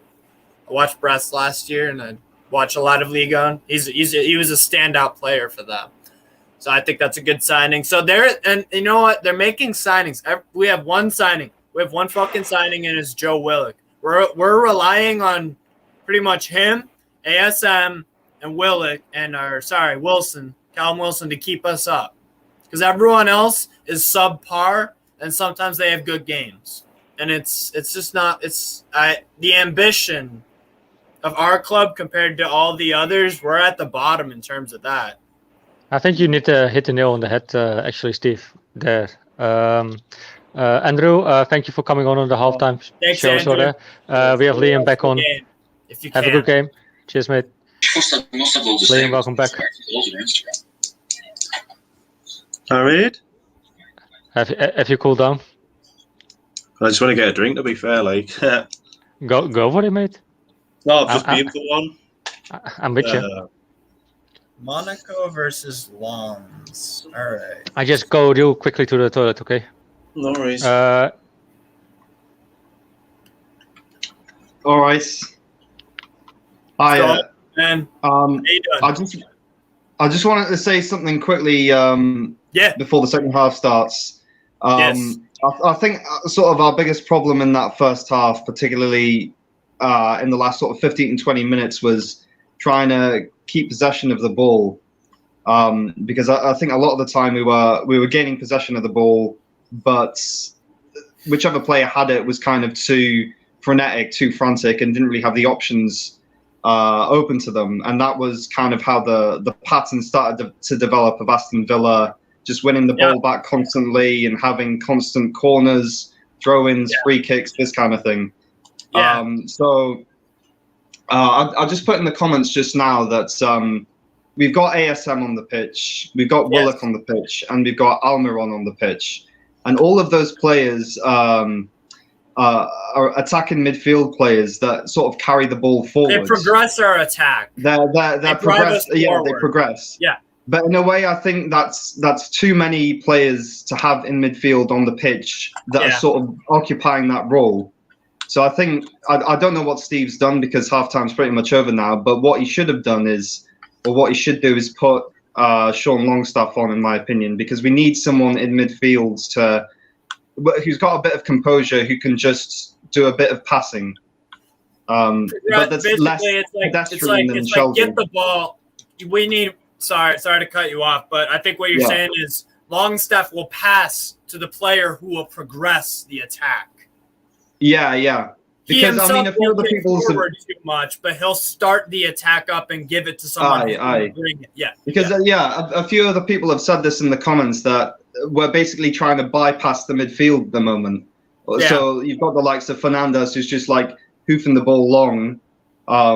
Usually he's just clearing it, but I mean the hope is kind of that Callum Wilson will just like chest it down, control it, and then play it on to ASM. But like that, it's quite a difficult role to do. Like the chances of that coming off are slim. So we need something more in midfield, I think. I also think I agree with you 100%. I also think that when we have the problem with back fives and especially the way Bruce sets up our team, teams can get into our attacking third like that. Like all of a sudden they're just there because there's so much distance between the defenders, the midfield, and the attack. It's too far out. And so Villa, with all their talented players, McGinn and Buendia and all these guys, they can just they have the license to just go forward and bam, they're right in front of that back five. Because all the other guys are not Hayden hasn't been, superb today. And there's too many defenders, and Bruce always plays like that, and it barely ever works out. So that's going to be our Achilles heel until he changes that. Why are we gonna, how are we gonna survive or manage in this game?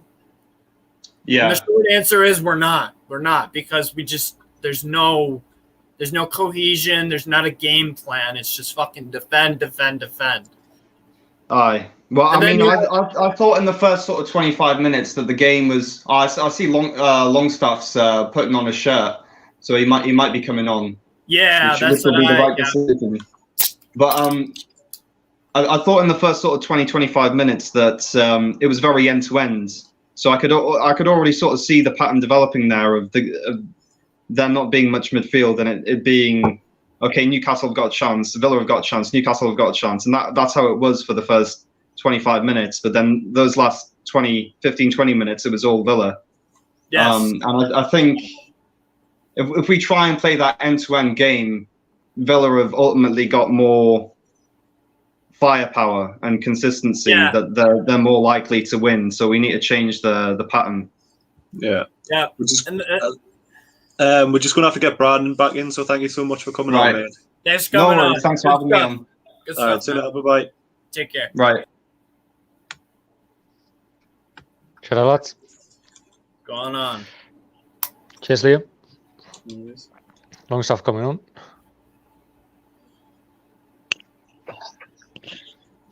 This will be such an odd game for Sean Longstaff to just stand out somehow. Like this one of these odd games that he plays well, actually. So what? It's Longstaff on for Hayden, right? Was it? I assume so. Yeah, Longstaff on for Isaac Hayden. Yeah. Is it? For me, that's a bit of a.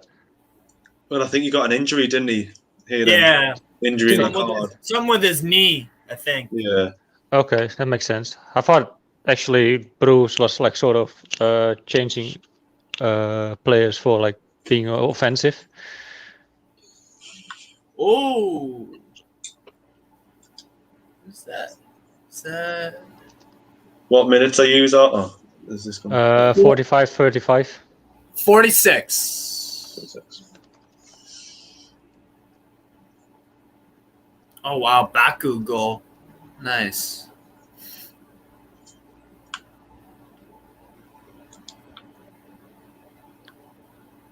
Liam, I just answered your question. No worries, pal. Aye. Oh, that's a good finish. Who's we stopped? It is Sean Longstaff in for Isaac Hayden. Seemed to have picked up a sort of injury. Yeah. Devin already answered your question. Yep. Sorry, mate.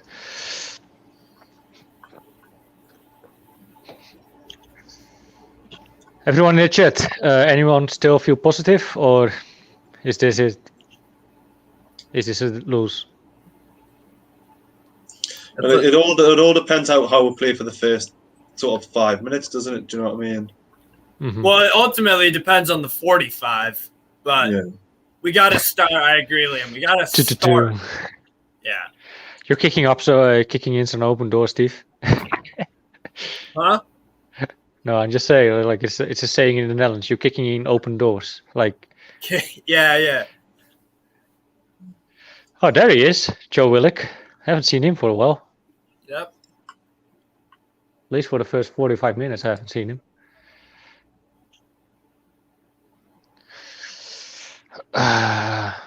Mate, stay off the drugs, please, A-star. Doesn't cricket have really high-scoring games like that, like 22 and shit like that? It's a lot higher than that. You can get into like the hundreds. Oh, okay. Yeah, it's not a crit. So you could get 22. Yeah. Actually, they showed You out could of get 22-0, but there would still be a bit of a progression. Right. they just showed a winnability possibility. I'm sorry, for Newcastle and Aston Villa. We have 7% win possibility still. That's quite low. That's generous. Yeah. At least it's good to see that Villa fans are watching our watch along as well. You guys are very much welcome. Yes. It's good that Carl isn't on this show or Sam. They are from the area, isn't it? I think I know Carl's Carl more. is. I think Carl's more. I think Sam's like a bit further out in the state. Sam lives Alright. near, in that Birmingham. Wolverhampton or something, I guess. Yeah. Villa They're did just well with really no fans glory last season. supporters. Do you know what I mean? That's why they support Newcastle and live down south. Aye. Them 2 championship trophies in 10 years. That's what they've came for. Yeah. Who wouldn't sign up for that? Like, although, like, I loved when we win the Champions League last time instead of Brighton. Shah got hit somehow. Is he good or? A-star meant 2-0 Villa. Okay, that makes more sense. Indeed, rugby score. It's a game of 2 halves. We have dusted ourselves down. Now we should go ahead and win now. Yeah, you sound like Stevie Bruce, Barbara, but I hope you're right. Yeah.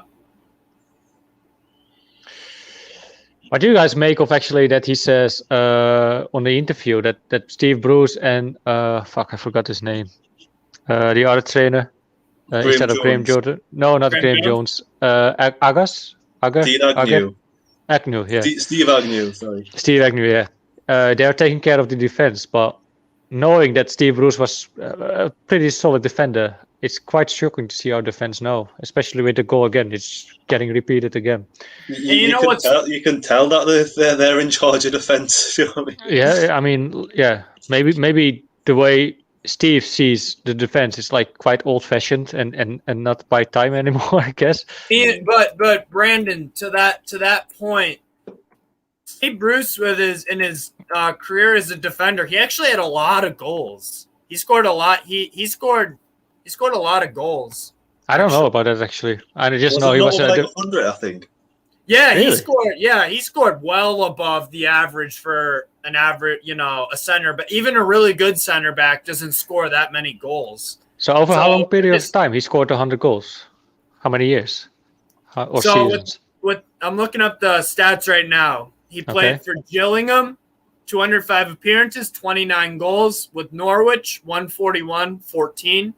Man United, 309 appearances, 36 goals. How many appearances for Man U? What?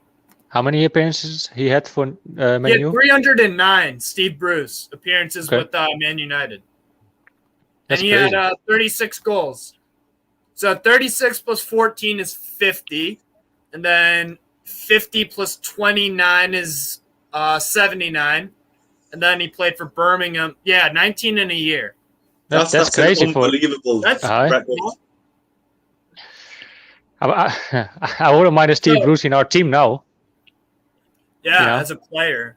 Imagine we would have a centre back that scores 19 goals in one season. It's just it's so that would probably bring us top 6, I would say. But then you'll probably be the only 19 goals we'll actually score this season, though. You know? Well, if you have Wilson still in your squad and Joe Willock, Yeah. I don't know. Come on, ASM, go. Could be a funny discussion. I don't think we do, bad boy. Is Newcastle looking at any new players then? There's obviously all the rumoured ones, but then now it really comes to fruition. That's even rumored. You mentioned James Rodriguez, right, Liam? Yeah, I think it was a very odd one I was saying, because I don't even think he wants to play for Everton, so he's not going to come to play for Newcastle. Yeah, fuck, we would never, Why would he? What? Why would he come to Newcastle? Yeah, that's what I'm saying. Question. That's a great question. But he wouldn't? Yeah, that's what I'm saying. So like that whole rumor is like sort of crap to me. I would love to see him over. Imagine our midfield then, like with Hayden, Willock, and James Rodriguez. Then you have a But cracking- again, like I forget who was on halftime with us, not Andrew. I forget the guy's name. Dayan. Yeah. He was saying that we have ASM to progress the ball, Willock and Miggy. So we have 3 players. We need like a long staff. So James Rodriguez, again, he progresses the attack. So, you know, he would probably start, but he'd probably start ahead of someone like Willock if he played for Newcastle. But I don't know. We need defenders too. We need defenders. That's probably our main concern. By Murphy just then, by the way, terrible cross. Yeah. You know what's the problem? What's most irritate me is the fact that we know we need definitely, and we really need a right back. You know, because who we have now, we have Manquillo, Richie, Murphy for like wing backs. You know, we have Murphy, Lewis, Manquillo, Kraft. Yeah, I would say so, but I don't think Kraft is still seen as a winger as he played last time center. But I don't know. Like, you know that already since last season, and still you haven't get in at least a wing back in. Yeah, it's good they signed Willock. Don't get me wrong, but I think if you put down 5 mil, you can have a solid wing back at least, better than we have now. Yep. And in nowadays transfer market, that's not a big amount of money. Well, the thing is, though, we should be bringing players through the academy. Like, who was the last player? Sean Longstaff was the last player to actually establish himself in the first team.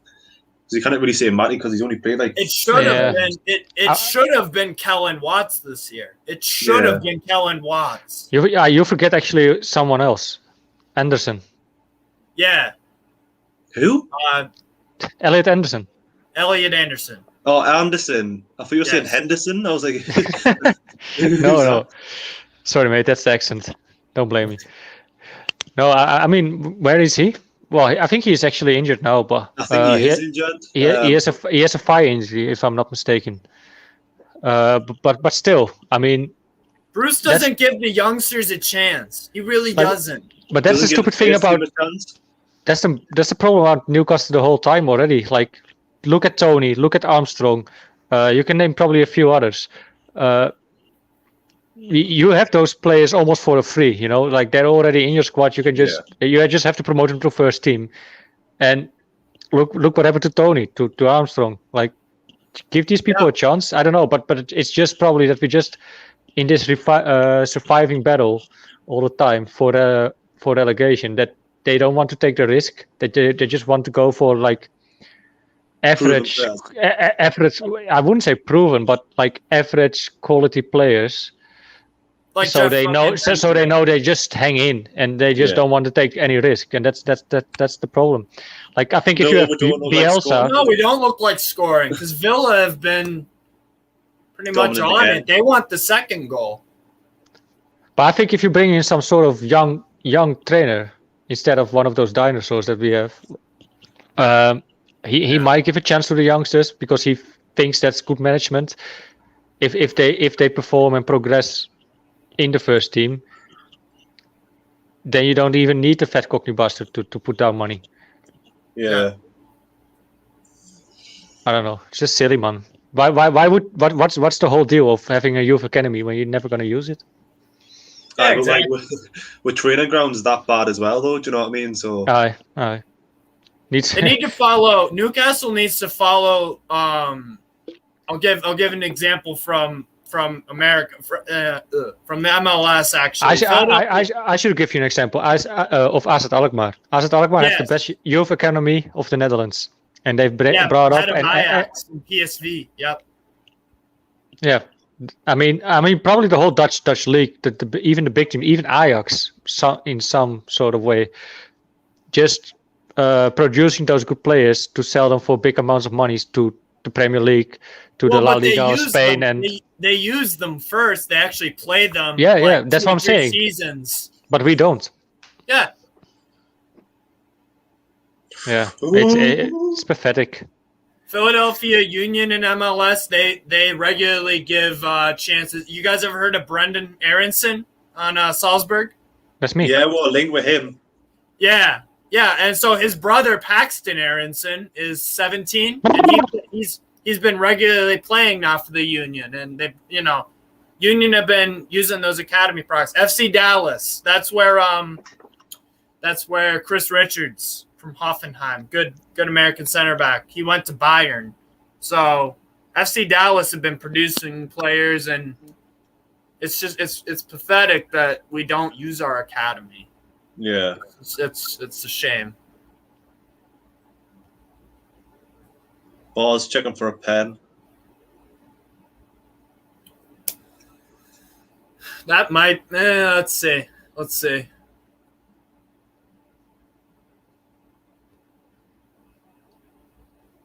Oh, that might be a hand. That might be arm hand. I think that's a pen. Yeah. I think we're getting fucked for that. Yeah, it's a pen. You guys It's a pen. It's penalty. Lascelles handball. Do you guys hear me? Yeah. Okay, good. That's a pen. That's a pen because he makes his body bigger by. But then again, you can make a case for nobody of any Villa players would have been able to reach the ball, though. We would have went in the back of the net. I don't think so. Look at how many players are. No, because look at Woodman. Look at Woodman. He's on the complete left-hand side. Hmm? There's a gaping hole. Yeah, That's a pen. this probably That's a fucking gets given. penalty. Yeah. And you know what the best part is? We might save the fucking penalty, but our players don't fucking hustle towards the ball, and then someone just taps it into an empty net. You mean like last week? Yeah, exactly. Yeah, penalty. Self-inflicted. Terrible, man. Danny Ings brace, probably. I just go for another beer. Yeah, I think it is. Ings taking it, I think. Is it Ings? And this guy knows. No, This guy it's knows El how to Ghazi. put away penalties. It's El Ghazi. Anwar, okay. Oh wow, he might score against us again. He has a habit of that. Let's see if he does.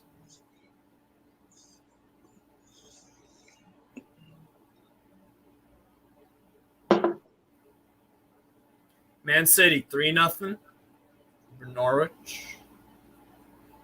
Come on, Woodman. What minute are you guys on? I'm at 60-45. I'm a second behind you. Oh wow. People in the comments already commenting that we're 2-0 down, so I guess that seals the I don't deal. know. We'll see. Might be trolls. Never know. Okay. Never know.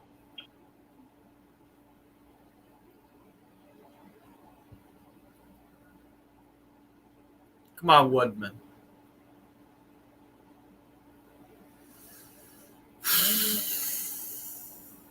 Oh, Wolfsburg goal. 2-1. We do care now. Goal. 2-0 down. Aye. Again, one of these fucking games. Oh, wait.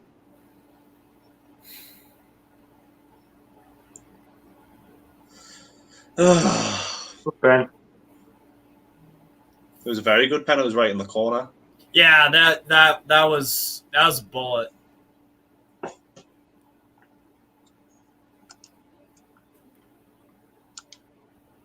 Yes, Well, guys. at least I haven't travelled down to Birmingham to watch it.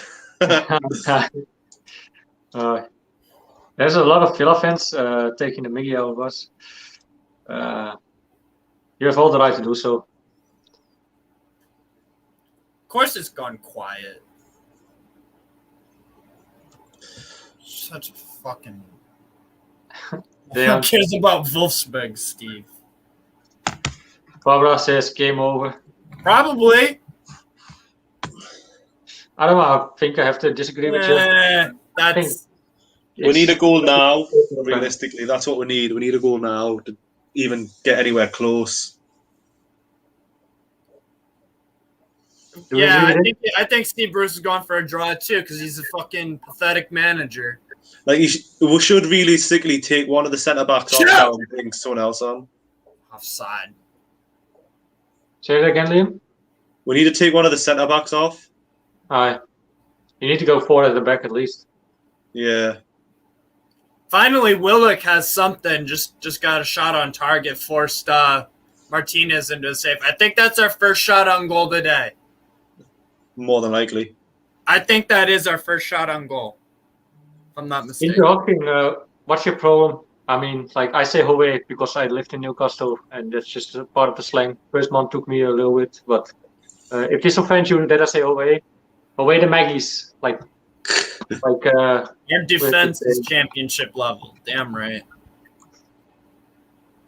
Get a grip, man.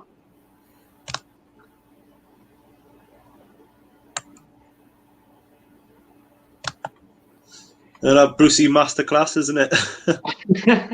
So, but even if they didn't get the pen, then we wouldn't even have challenges really. Yep. We so far until the 64th minute, we haven't tested Aston Villa once. Well, just once. Yeah. Wilson did, but that's it. And you know what? Even if Wilson puts that chance away, we're still 2-1 down. Most likely. Yeah. That's a good ball. So it's just like Wilson's there, and then no one's in the box to help him. Hi. What was that like? Because we don't have anyone going fucking forward. Look at him. There's fucking 4 guys around him, and then Richie takes a shot, and it's same area. There's a fucking field, dude. There's a whole fucking field. Get players in and around. He should have left that for Sean Longstaff hours. He should have let it roll past him instead of taking the shot. Yeah. What minute are you guys on? 64-34. 64-55. So I'm almost same like you guys. I'm 64-40. Yeah, so we're only like 20 seconds behind each other. Yeah. Okay, that's fair.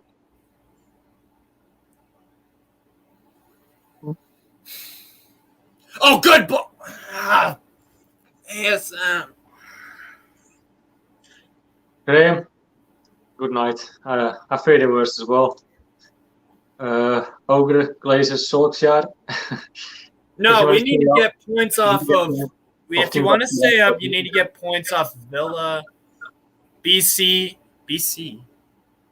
Actually, we were actually having some points last season from the Big Six clubs.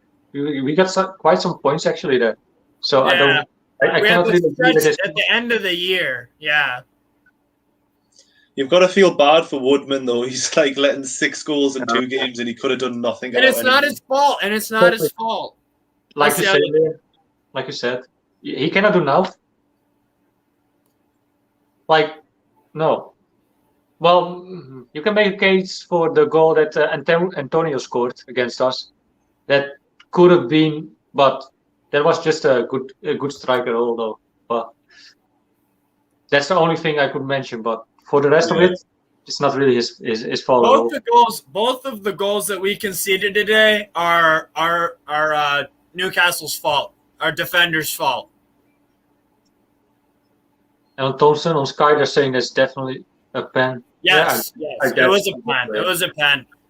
He made his arm. He made his arm bigger by doing that. Yeah. I totally agree with this comment, though. Yes. He's clearly deaf and blind. Yeah, he won't. He won't change his system. 5 at the back. Why is he not bringing someone else on now with 2-0 down with less than half an hour to go? Because he's a fucking asshole. That's why. No, but Liam, okay, fair enough. What would you change? Miggy off for Fraser. Okay. I think Miggy's been a complete waste of time. I think the front three really have to be fair. Like, but you mentioned taking off a centre back as well. And I'll probably take. Well, you could maybe say that you could take a centre back off for Fraser and go. Who would you take? Fernandes? Probably, I'll probably take Fernandez off. I don't think you want to take Shah or Lascelles off. I mean, Shah is still a player who can still go forward, especially with corner kicks. He scored a few out of those. So yeah, I guess I agree with you taking Fernandez off. Who would you bring? Fraser. No, yeah, so you're going to bring Fraser twice. Oh no, sorry. I would if I was saying I would take a centre back off, I would probably bring Fernandez off and put Fraser on. Right. And then eventually you'd probably swap Joe Lynn for Miggy, maybe something different. Yeah, yeah. How is that not a pen?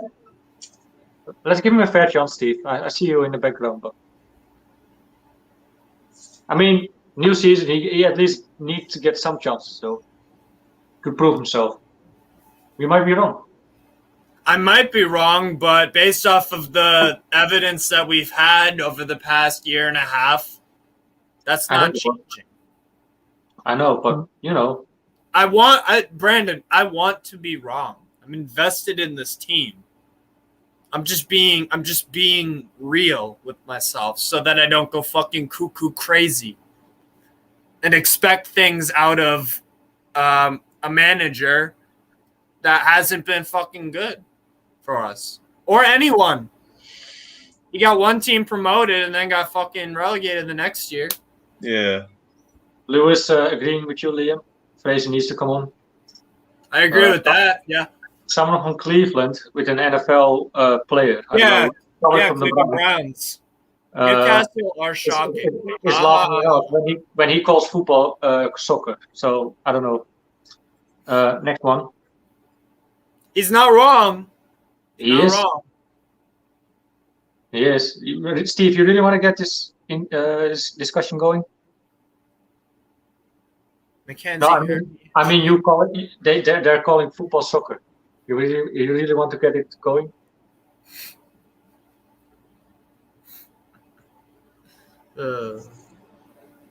Australians also call football soccer, actually. Do they? Australians, yeah. Yep. Actually, where is Paul? Down south. I haven't seen him for a while. The Paul from Australia, our member, and right. He used to fuck, dude. It's from the corner? Huh? Was that from the corner? Just wide. Oh, from Federico.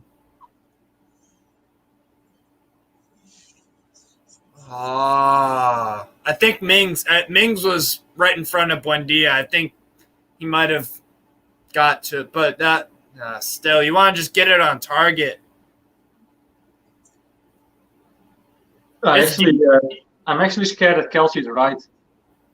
Yeah. We'll take Wilson off again. Or he's going to bring on fucking Jeff Hendrick or something. But with Andrew, he's going to bring on Jeff Hendrick. I just even agree more with Andrew Aziz. Why on the play? Is he off the pitch? So why on the play on? He's off the pitch, isn't he? You mean you're talking about Minks, isn't it? Yeah. Yeah, I think he is. So that happens sometimes. You temporarily down to 10 men while guys getting treatment. That happens. Santiago Muñez. I'm going to support Santiago Muñez.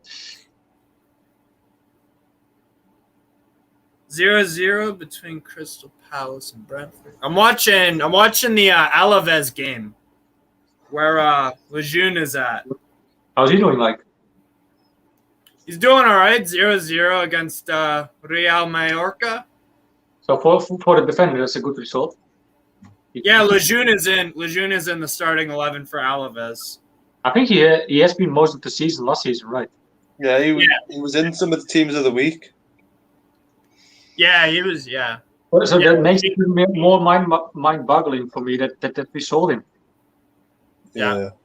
I mean, we could have get rid of fucking Kraft or whatever. Just make space for him, or even maybe make a case of selling Clark. Yeah, well, Clark didn't play very well last season, did he? Clark got bruised, man. He got fucking. I think Clark is always still decent. He scores like a 5 or a 6, you know. At least last season, though. Last weekend he didn't, but Good clearance, Lejeune. There you go.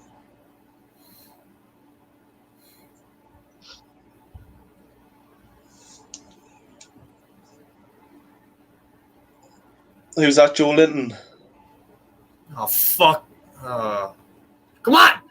Ah, block.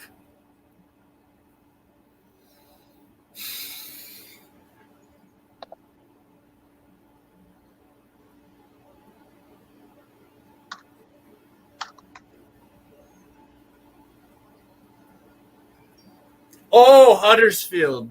Damn. Sheffield United look bad. They got beat 4-0 during last weekend. Swansea on Wednesday, I think. Yeah. Damn, Huddersfield. 1-0.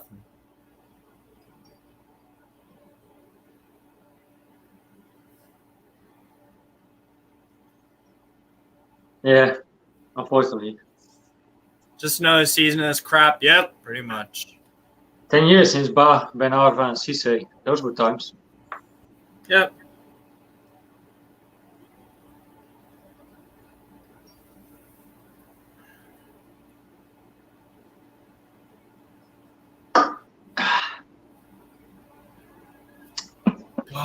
Go. It's gonna be a Newcastle have got a pen. Say it Huh? again? Newcastle have got a pen. Do they? Yeah. Who'd you hear that from? Twitter. Always ahead of us.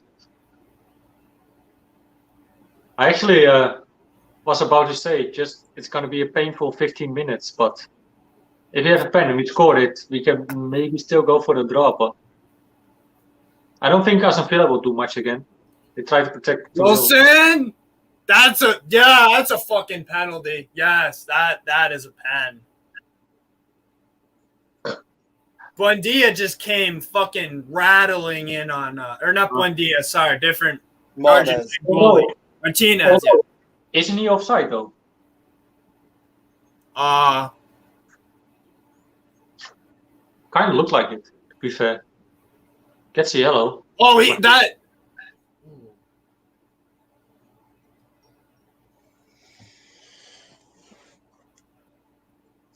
You could argue that the ball was away from him as well. Yeah.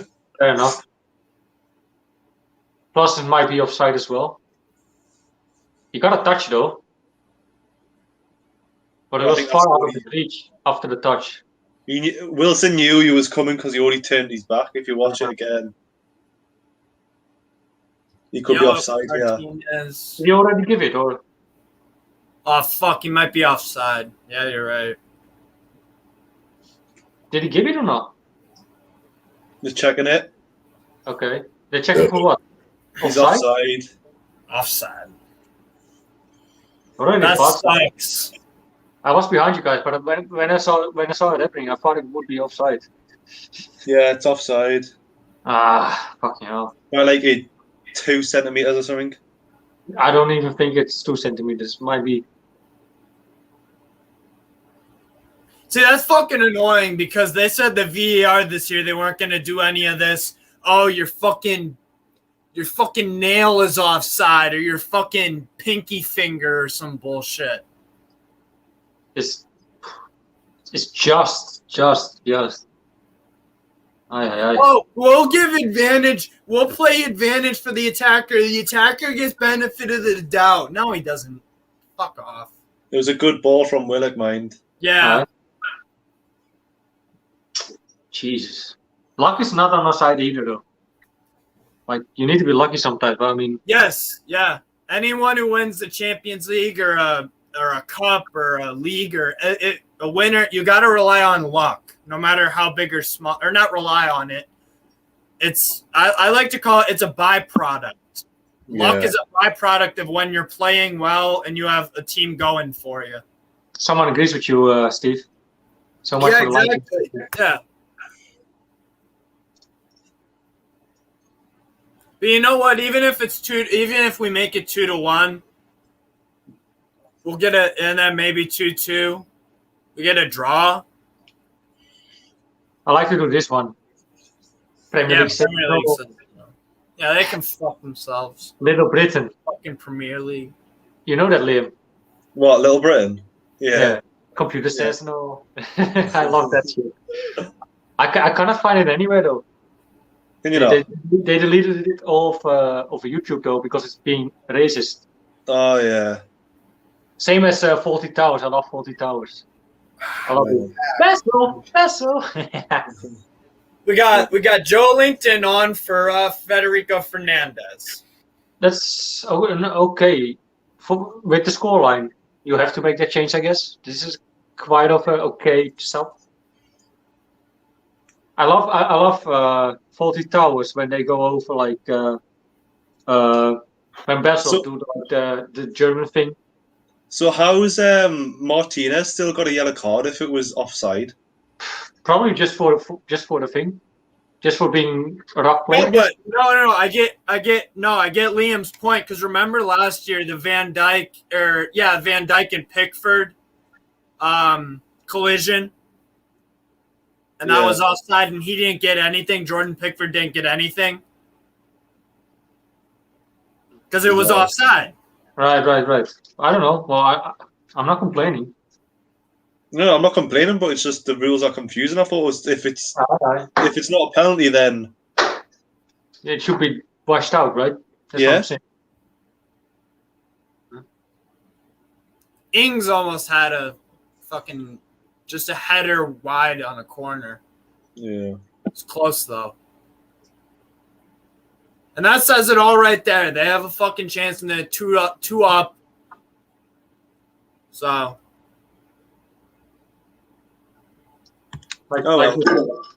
There's the answer. Oh. Sorry, mate. Cheers, Chris. Oh yeah, that's a good point. Then that's weird that Pickford didn't even get penalized or carded card last year, even though it was offside. I don't know. It's the fucking Premier League. Brandon's gone again. It's the Premier League. They don't bother to fix up the rules and shit because they thrive on controversy. Yeah. Just going to the loading. I'll be right back. No worries, mate. The Premier League thrives on controversy and decisions and all this sort of stuff because it gets media attention, it gets fans talking, and that's how they make their money because they're the biggest league in the world and they thrive on controversial stuff. So they have no motivation. They have no motivation to fix it. Yeah. They have no motivation. So whatever. But you know what? That's not why we're losing. We're losing because we have fucking terrible defenders. Yeah. Norwich is 5-0 down. No surprise. Remember, we have got the fan reaction and scoring the players straight after this on this actual video, so stick around for that. Yep. And if you're enjoying the video, drop it a like, or if you haven't subscribed, then subscribe. Hell yeah. Because it'll help us out massively. Well, have you guys ever thought about turning on subscribers only comment? Like you can change that in the YouTube settings where subscribers, you can change it to where only subscribers can comment on the videos. Oh well, maybe it might be worth speaking to Lee about that. Yeah.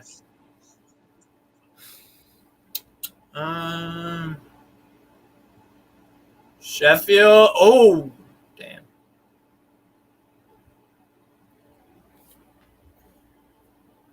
Five 5-0 City. Jesus Christ.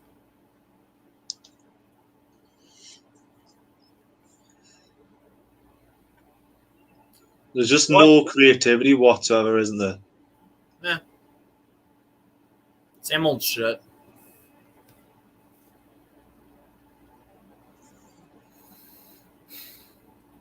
Like I said, man. I want to be wrong about all my pessimism and all this stuff, but I've got to look at it from a realistic angle. Otherwise, I'll just go fucking crazy because then I'll be expecting my team to do well, and then they don't, and I get even more pissed off. So it's just like, and then if you set the expectations low and they overperform, like we beat Leicester last year 4-2, and double over West Ham and all this stuff. Did I miss something? ASM, go! No, you've missed out, mate. All right. ASM on the...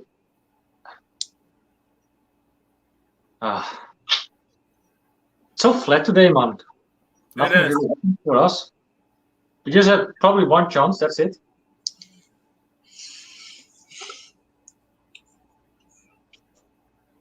And you know what the crazy thing is also? Callum Wilson, he could have possibly had 2 goals today. If he gets injured, we are fucked. We are really, really fucked. Because even though we had 2 chances to score, he did miss one of them.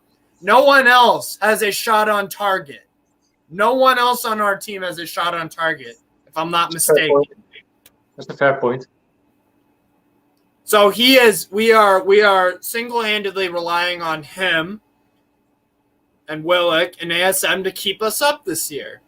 And we're going to have to somehow outscore teams. We're going to have to somehow do that. I don't know how, but yeah, we got ourselves in for a very long season. You can say that again. We got ourselves into a really long, after full time, fan reaction and scoring the players. Yeah, that too. Oh my god. Steve, you will be on the fan reaction, don't you? You will. Yeah, I'll be on both, I believe. No, not scoring the players. I think it's just Liam and me, right? Or check it out, please, for me. I mean, if you want to have me on, I don't care. Whatever works for you guys. Liam, do we want an American on scoring the players? Do we? It's better than just having a Dutch person on. I'll be out then. I do the controls. No, but if you do want me to hop off for that, if you want me to. I don't know what Lee agreed on. It's probably better to have 3 because then the same 2 people just on picking the same. Right. Okay. More perspective. Yeah. Are you presenting scoring the players, or do I? I don't know. You're doing scoring the players. Do I? Okay. I'll do scoring the players, actually. Yeah. Okay. New words for me. Your Bunda is taking a water break, though, or you mean Buen dia? Yeah.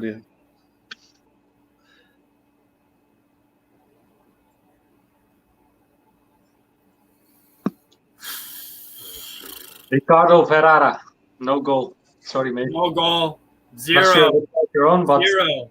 if you're on the side, no goal. Big fucking fat 0.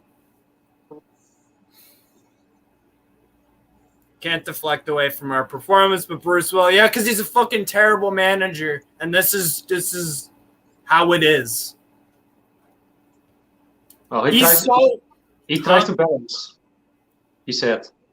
Yeah. Just sums it up. Magpies in the mud. Yep. You know the thing that pisses me off the most about Bruce? He is so fucking arrogant that even Mike Ashley is less arrogant than him because Ashley wants to sell the club. He said that he wants to pass it on to owners who will do a better job than him because he hasn't. And guess what Bruce is? Bruce thinks his fucking formation and his tactics and his way is the best. And he's so fucking selfish because he knows he won't get a job fucking anywhere else. He's clinging on to this for a paycheck because he knows he's not good enough. But then you have stupid fucking pundits all over the UK giving him bullshit like, oh, it's not that bad. Newcastle fans should be reasonably pleased or whatever. It's just like, it just feeds his fucking ego. It's fucking terrible. He is he's such a fucking narcissist. I think Liam can agree with me. The biggest fan of Steve Bruce is probably Simon Jordan. Yeah.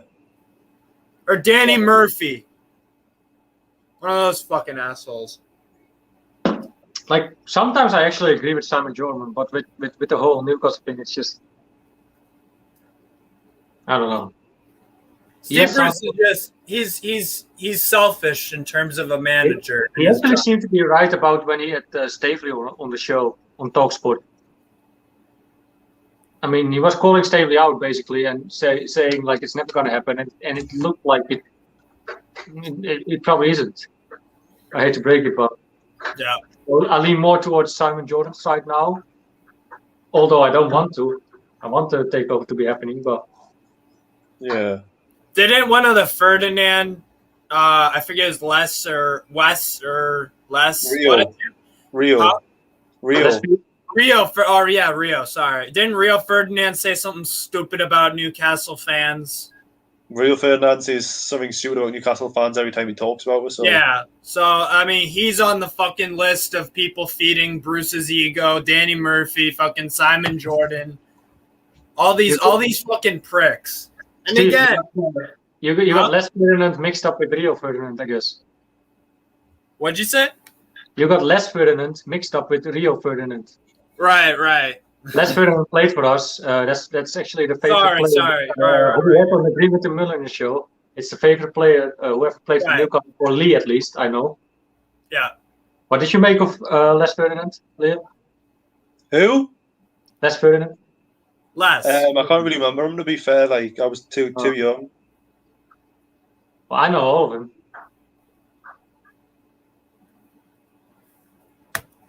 Liam being too busy with Kirsty. Again, what you know what the funny thing is too, all these UK pundits say all the stupid and controversial stuff because you know why? It gets attention. Just like the Premier League. These pundits don't have to actually like think about stuff. They just say whatever the fuck they want, or they know that it'll piss someone off, because English football overall thrives on controversy. So they're not going to change anything. Like the VAR, like actually using VAR and all this offside stuff in the rules. It all thrives on controversy. That's all it is. So that's why we have that's why you have stupid fucking pundits in the UK, because they all thrive on controversy. Yeah. Are American pundits any better though? Yes, like the NBCSN. Yeah, yes. Jesus, you're calling it a TV station though. Huh? NBCSN. Yeah. That's Like terrible. they have Robbie Mustoe. They have Graham Lasso. They have who else? Tim Howard. Tim Howard actually is a pundit too. But when it comes to news and everything, they're all snowflakes. What do you mean they're all snowflakes? They're not? Or I'm mixed with another channel. I think this is a debate for another day, to be fair. Like, I don't think you're right. Really for having been on a Newcastle channel. Mm-hmm. Sorry about that. This is going to be a hard season, like, isn't it? If it stays this way, yeah. We got 6 minutes to get 2 goals, or maybe 3.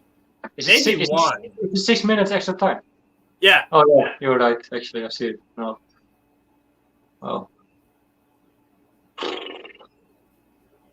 Terrible, man. Fucking Fraser on for Joe Willock with barely any time left. Awesome.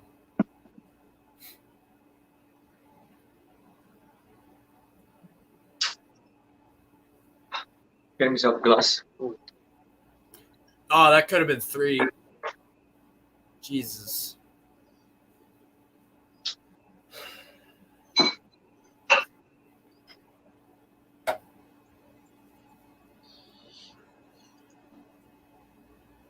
I hate to say it, but I saw this one coming. Yeah. Because Villa are a team that, like, Dean Smith is actually, he's a pretty damn good manager, if I'm honest. Because they had that real bad loss to Watford the other week, and they bounced back because they've got some characters on their team. So 2-1 Huddersfield. Holy shit! Wow. Jesus Christ.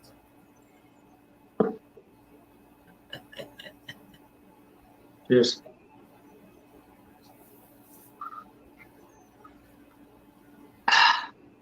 Shoot! Shoot! The fucking ball. Oh my god. Actually, Andrew, I don't. I love America. I've been to Florida 2 times, and I've been to Texas once. So Florida. Yep. I love America. So don't get it mixed up, though. Joe Linton Me done and well there. Brandon are buds. We're good. We're good. He's just fucking around. Yeah. Say it again, Liam. Joe Linton done well there. Yeah. I actually missed Fraser came on. For who did he come on?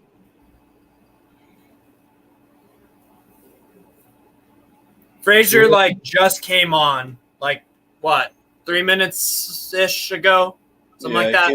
Came on 90 minutes. Something like that. Yeah. Go ASM. Give me something.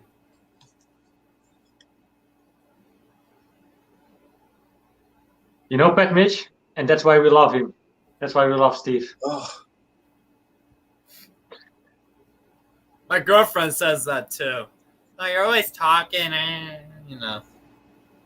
I got a lot to say. I know I'm not a Geordie or Jordi, how you write it down. Whatever. Yeah, I'm just a Newcastle fan. Who cares? Yeah, who cares? I'm not. I don't think I've ever said you were a Geordie.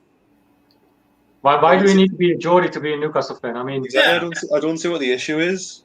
That's why our Newcastle fan base is so good, because we have fans all over the world, and maybe even one of the bigger ones actually. I see we have supporters in Thailand, Australia, America, India. We have South Africa too. Also in Jamaica, actually, the guy who came on the fan reaction from Jamaica. Denmark has a good group following as well. I know some Dutch fans as well. So what do you know about me? And the thing is too, it's not just international fans going to England. It's also people wear Yankees hats in Europe. Yeah. And that's an American baseball team. So what's a Dutch person wearing a Yankees or a Bulls hat? So sports are for everyone. It don't matter. Everyone, I would like to ask you guys, we are 16 likes away from 100 likes on the video. Come on, guys. Please like the video. Up. It will help us out very well. Keep your comments coming as well. Yes. Plus, stick with us after the game. 1 minute left, probably for you guys to now full time. Unfortunately, we lost, but we will just change the name of the video to Scoring the Players. It will be on this video. Don't switch away. Me, Steve, and Liam will be doing the Scoring the Players. I will change the title, Liam, if you don't mind. Yeah. Well, this should be fun, Scoring the Players. And our fucking manager. Okay. That should be changed now. It's 0-0, boys. Oh, it is 0-0. It's finished. That's it. 2-0 to Villa. That's it. One word to wrap up the game. One word. Yeah. Shocking. Steve? Lifeless. I would go with disappointing. Everyone, we just go into Scoring the Players. In 1 minute. Stick around. We will be here. This is Scoring the Players. Liam, you want to start it off? Yeah. We'll do it. We'll just have a quick 2-minute break, and then we'll we'll do it. All right. If everyone wants to come on real quickly, one of the fans or whatever, I don't know. I'll quickly just drop out for a second, mate. I knew where he's made. Everyone, please don't forget to like the video. We're just in between now of Scoring the Players, so stick along with us if you want to watch Scoring the Players. Who doesn't? I mean, that's going to be an interesting one, but although obvious one. I mean, we're 13 likes away over 100 likes. We have 3 dislikes, so that's good as well. The negative ones are counting as well. Yeah, it's interaction. There you go. Yep. Uh, All counts. I have a hard. I don't have much faith in the rest of the season, to be honest. Everyone will just be waiting for Liam to come back on for scoring the players. Please, Hein. In the meantime, don't forget to like the video, share it if you want. Yes. And don't forget to become a member. If you want to be a member,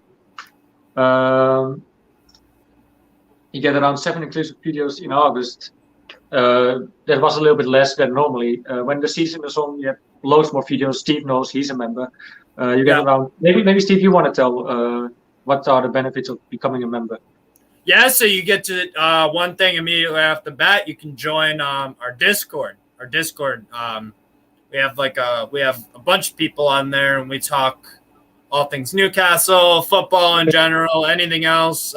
We got a really good community there. We talk about and then stuff more than football. You know, if one of us is having a rough time, or we're all there for each other. It's a real nice community. I'm so happy to be a part of it. But that's one big benefit of becoming a member. Yeah, you get exclusive videos. It'll show up on YouTube as that you're a member of the channel. It's all good. A lot of nice stuff, and you're supporting a good cause. And it's already for I think it's £2 and £5 on the top of my head. It isn't that much, but it will help us out very much. We all put this money back into the channel. New cameras, equipment, so new mics. A lot of people are saying that the mics are not great as well sometimes now and then with some people. We're working on that as well. So it's not that we benefit much of it. It's just it all goes back into the channel. So Liam, are you done for? Are you ready for scoring the players? 2 seconds. I just need to find the first player. and then we can start. You're looking for Freddie Woodman, I guess.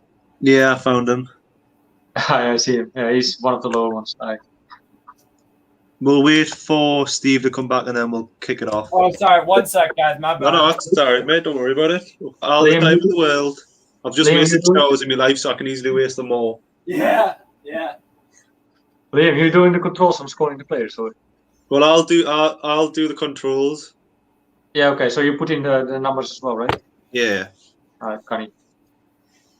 Sorry, I just had to fix up my Roku. So anyway. We'll start off. So, Steve, how did rate Freddie Woodman out with 10 on that performance today? Do you want to? Sorry, mate. Don't you want to start off with welcome to scoring players? No. Well, welcome to scoring the players. This is scoring the players. Yes. Yes. So, what did you make of Freddie Woodman's performance today? I'd probably say 7 out of 10. I'll go. Yeah, probably 7. I don't think he was at fault for either of the goals. I don't think he did anything wrong. He positionally, I don't think he was too bad on any of them, really. I just, did a decent job of kind of helping out on corners and stuff. Was kind of he's a good goalie. The goalkeepers at Newcastle, that's probably the least of our concern, to be honest. We have depth in a position that is probably the least useful to have. We have 3. We have Dubravka's the number 1 standout, and then Darlow and Woodman are trying to get that number 2 spot. So, do you think he's being tested yet? Not really. I don't know. Because penalties, those are statistically you're on the back foot already. Yeah. In terms of that, the scorer, percentage wise, you're gonna concede the goal. But it was a good penalty from El Ghazi, power and a direction to it, pick a corner. So, and then the what was it? The other goal was that it wasn't his fault. Shar just completely fell asleep, and Ings with a really athletic incredible finish, bike. So, Yeah, I thought he was decent, like a 7 out of 10. Do you think he should have been that high, Brandon? 7 out of 10, 2-0 down. I would say a 6.5. Like, Yeah. I can come in like. I think it's a fair question. Is he really get tested yet? The only chance, like I said on the watch along already earlier, is like he could have stopped that shot last weekend from Antonio, although it was a good strike. That's the only thing. So I don't know. I only think though Dubravka is a little bit more focal, maybe even Dolo as well than Woodman. That's the case you can make. But besides that, no. I mean, mostly it comes down to the defense, how these goals are happening. So no, and it's already 2 pens as well. Yeah. Goals, so no, I don't think. So. It's. I would probably go a little bit lower. 6.5 is fair enough, I think, for Freddie Woodman. How do you rate yourself, mate? It's hard because I think every goal that he's conceded, he couldn't have done much about really, and obviously it's just coming down to the players themselves. Basically, so I would have went 5 because he still let 2 goals in. Essentially, he could have had the best game in the world. He still conceded 2, hasn't he? And we still haven't won. Okay. Yeah. So you think we're a little bit too generous? Too generous, yeah. I mean, but at the end of the day, yeah, I don't know. I let me know with who you agree. Do you agree with Liam, or do you agree more with Steve and me? 6.5, 7, or do you agree with Liam 5? Let us know in the comments. So Brandon will move swiftly on to Mr. Jacob Murphy. How do you think he done? Haven't really seen much of him actually. Not attacking wise, not defensively. I mean, I think the whole team went kind of bland the whole day. Yeah. So I cannot score him more than like a 4. He didn't have much of a miss really, but I would say a 4. 4, you're going with a 4, yeah. What do you think that, Steve? Is he 4 worthy or more? Probably higher? about. Yeah, I would agree a 4. Yeah, it's pretty anonymous. But I mean, I like to make a case for the whole defense today. It was a bit better than last weekend. So But was it? I mean, yeah, we conceded 2 compared to 4. I think so, yeah. I mean, like, I would like to compare them to last week, especially before we started the game. I thought the defense was looking a lot better with starting 11 than last weekend. I was more pleased to see the lineup. And okay, we conceded 2. 1 was a pen. So basically, it was a pen, but it wasn't really. I don't know. I guess I'm more pleased with the defense today than it was last weekend. Yeah. Agree to disagree, but that's my feeling. Yeah, I do think most of the team today was anonymous. You couldn't even tell them who was playing on the pitch. Just a bit frustrating all around, isn't it? I think that's potentially one of the weakest. That is probably Villa's weakest team. You would eventually say because they've got players missing. Liam and Bailey. Yeah. Watkins. Yeah. But I'll move on to Federico Fernandez. What are you saying, Brandon? Sorry. Actually, a good comment. Like, sorry, I'm just drinking some beers and didn't really realize that we're actually not playing the strongest side of Villa. Yeah. I haven't really, because the game was so bland. I didn't really think about it. But now you mention it. Actually, you're right. And it was not even the strongest side of Villa at all. So, yeah. And we still got pretty comfortably beat. Yeah. That says a lot. That says a lot. Sorry, go on, mate. Sorry. We'll move on to Federico Fernandez. I'll take him.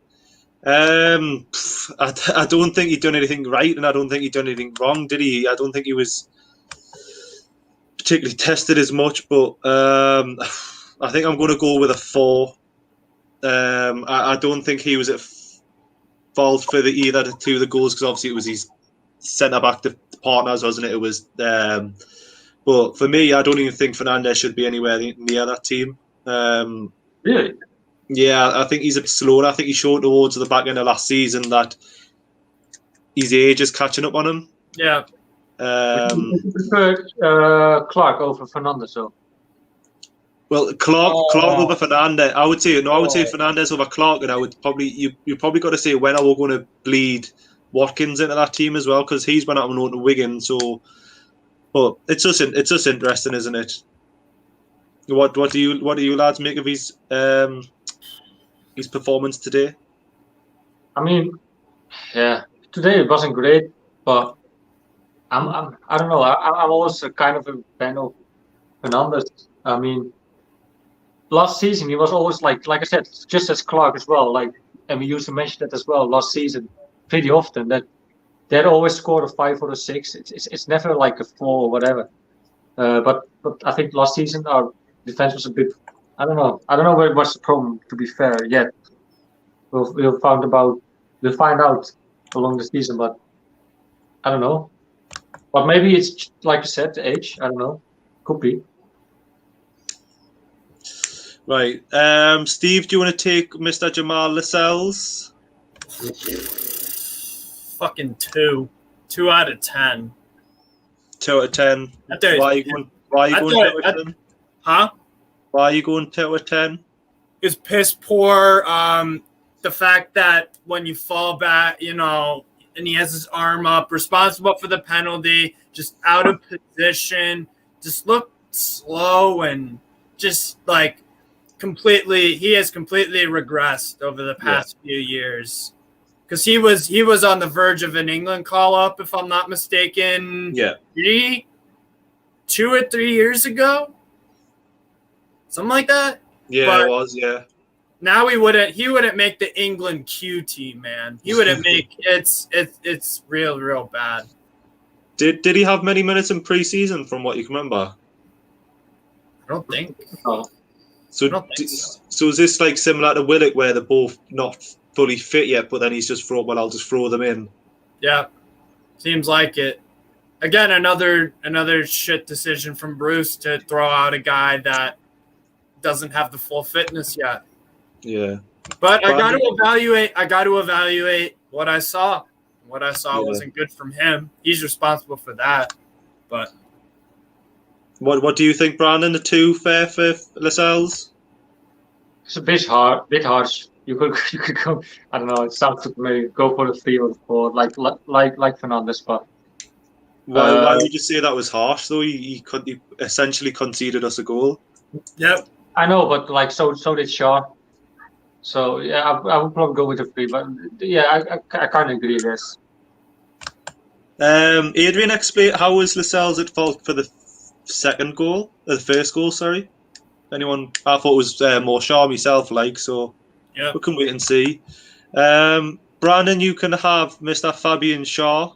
Yeah, that's the one I would score a 2 actually instead of Lascelles. Lascelles probably score a 3 and Shaw a 2 because that's like a rookie mistake. He was defending at the goal.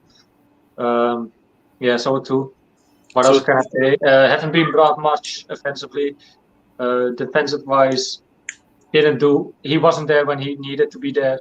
So 2. So the 2 out of 10. What does everyone make in the comments of Fabian Shaw's performance? That's a fair score. Yeah, I think we're never going to see that Fabian Shaw the first season under Rafa Benitez, where he's charging forward and putting screamers in against Burnley, are we? So what the people in the comments make, let's have a see what they're saying. Someone said 1. We've got a 1 as well. Aiden said 4. 3, 2. Yeah. We're all on the same page in turn. Like everyone, us 3, and pretty much everyone in the comments. We're all maybe different numbers, but they're not high up numbers. Nothing above a 4. So we all agree that he was pretty piss poor. Yeah. So it's actually an interesting comment by Andrew. Do you guys agree with this? Yeah. Shaw hasn't looked interested in a while. If I'm being honest, he didn't look interested the whole of last season, so it could just be a thing that he just wanted out. But you never know. You never know what's going on behind the scenes. He might look uninterested because he's getting coached by Steve Bruce. So I mean, I do want to believe that players are motivated enough to play, and make the first team and be in the starting 11. So I don't know if that's really the case. I don't really much doubt most of the players, their motivation, to be fair. Some of them just don't have the quality, and if it turns out that way, that's the way it is. I mean, imagine yourself in that place. You're at Newcastle. You don't have much time. Your motivation will go up to make the team and just make minutes and make the move, right? Or at least, I always have difficulties when people say I doubt people's motivation. Nice goal. For some people, you can, but I don't know. This one I can translate, Liam. This is in Dutch. Bruce is an eikel. That literally translates to like Bruce is a dick. So he's a dick. Del Boy is probably Dutch, or Belgium. Does eikel mean? Does eikel? Yeah. That mean dick? Eikel is like the top of your dick. It's like we'll talk about something else. It's like a bell end. We don't need to discuss this right now. Yeah. It's try and keep it nice and clean, lads. Do you know what I mean? So we'll move on to Mr. Matt Ritchie. I think we discussed his performance during the match, didn't we? He didn't have a very good game. He seems to have lost any pace that he has had, because I think there was one point when he was going down the wing and he just got caught up so easily. For me, I'm going to give him a 3 out of 10. Yeah. I don't know what you lads think, but is this probably Richie's final season at Newcastle, do you reckon? Has to be. I probably see him end here this season and go to a championship side. Probably. No, sorry, I'm just. I know. Shut up, American. No, just championship side, I guess. Again. No, I didn't, man. Leave me alone. Right, continue, Brandon. Yeah, go on. Well, what did you make of his his performance today, Steve? Slow, very, very slow. All of his balls were low and really ineffective, and Villa defenders, all they had to do is just get in the way of it. No trickery or any. I mean, he's not a skillful player necessarily.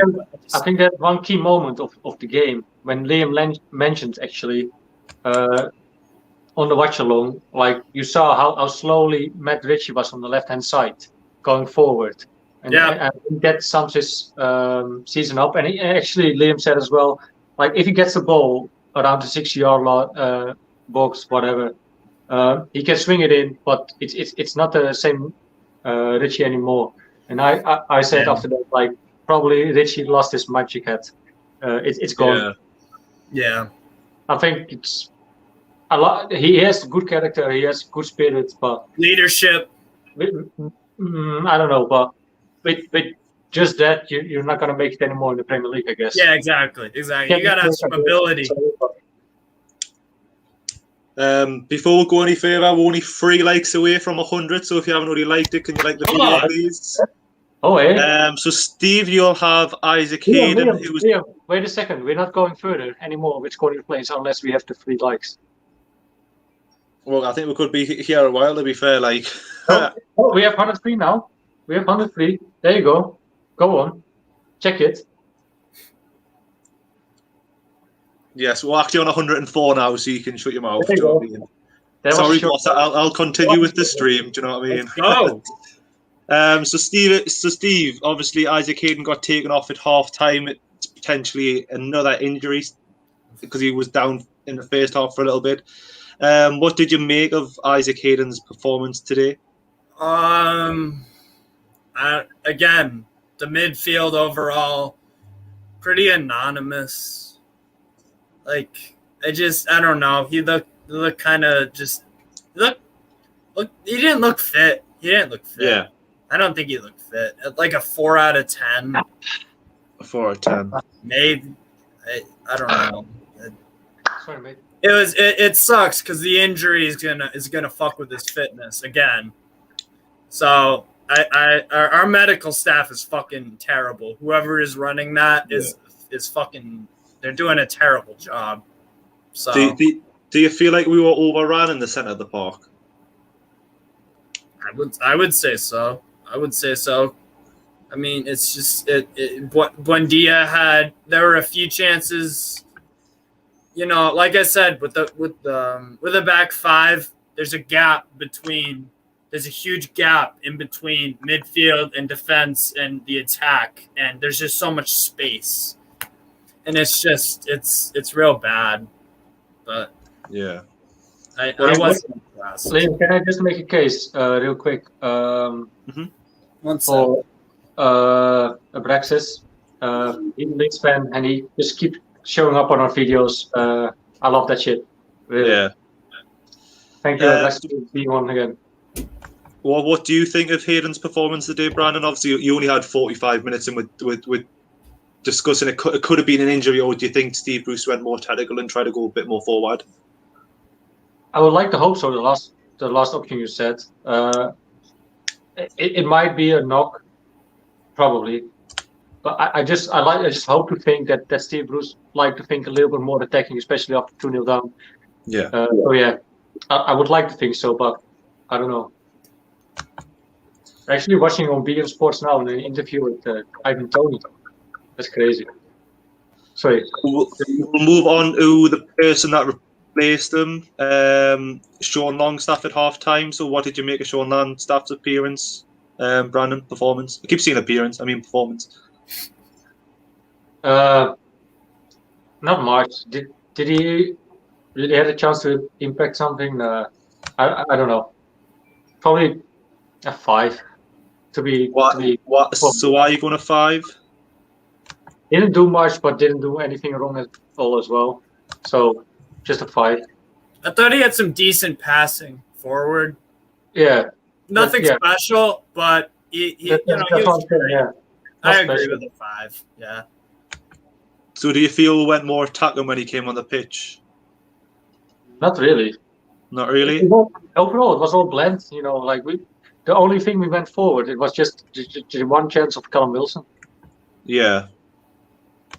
I mean, I don't know. It was quite depressing to watch the two play. Then we'll now move on to I'll take Willock, obviously the new signing.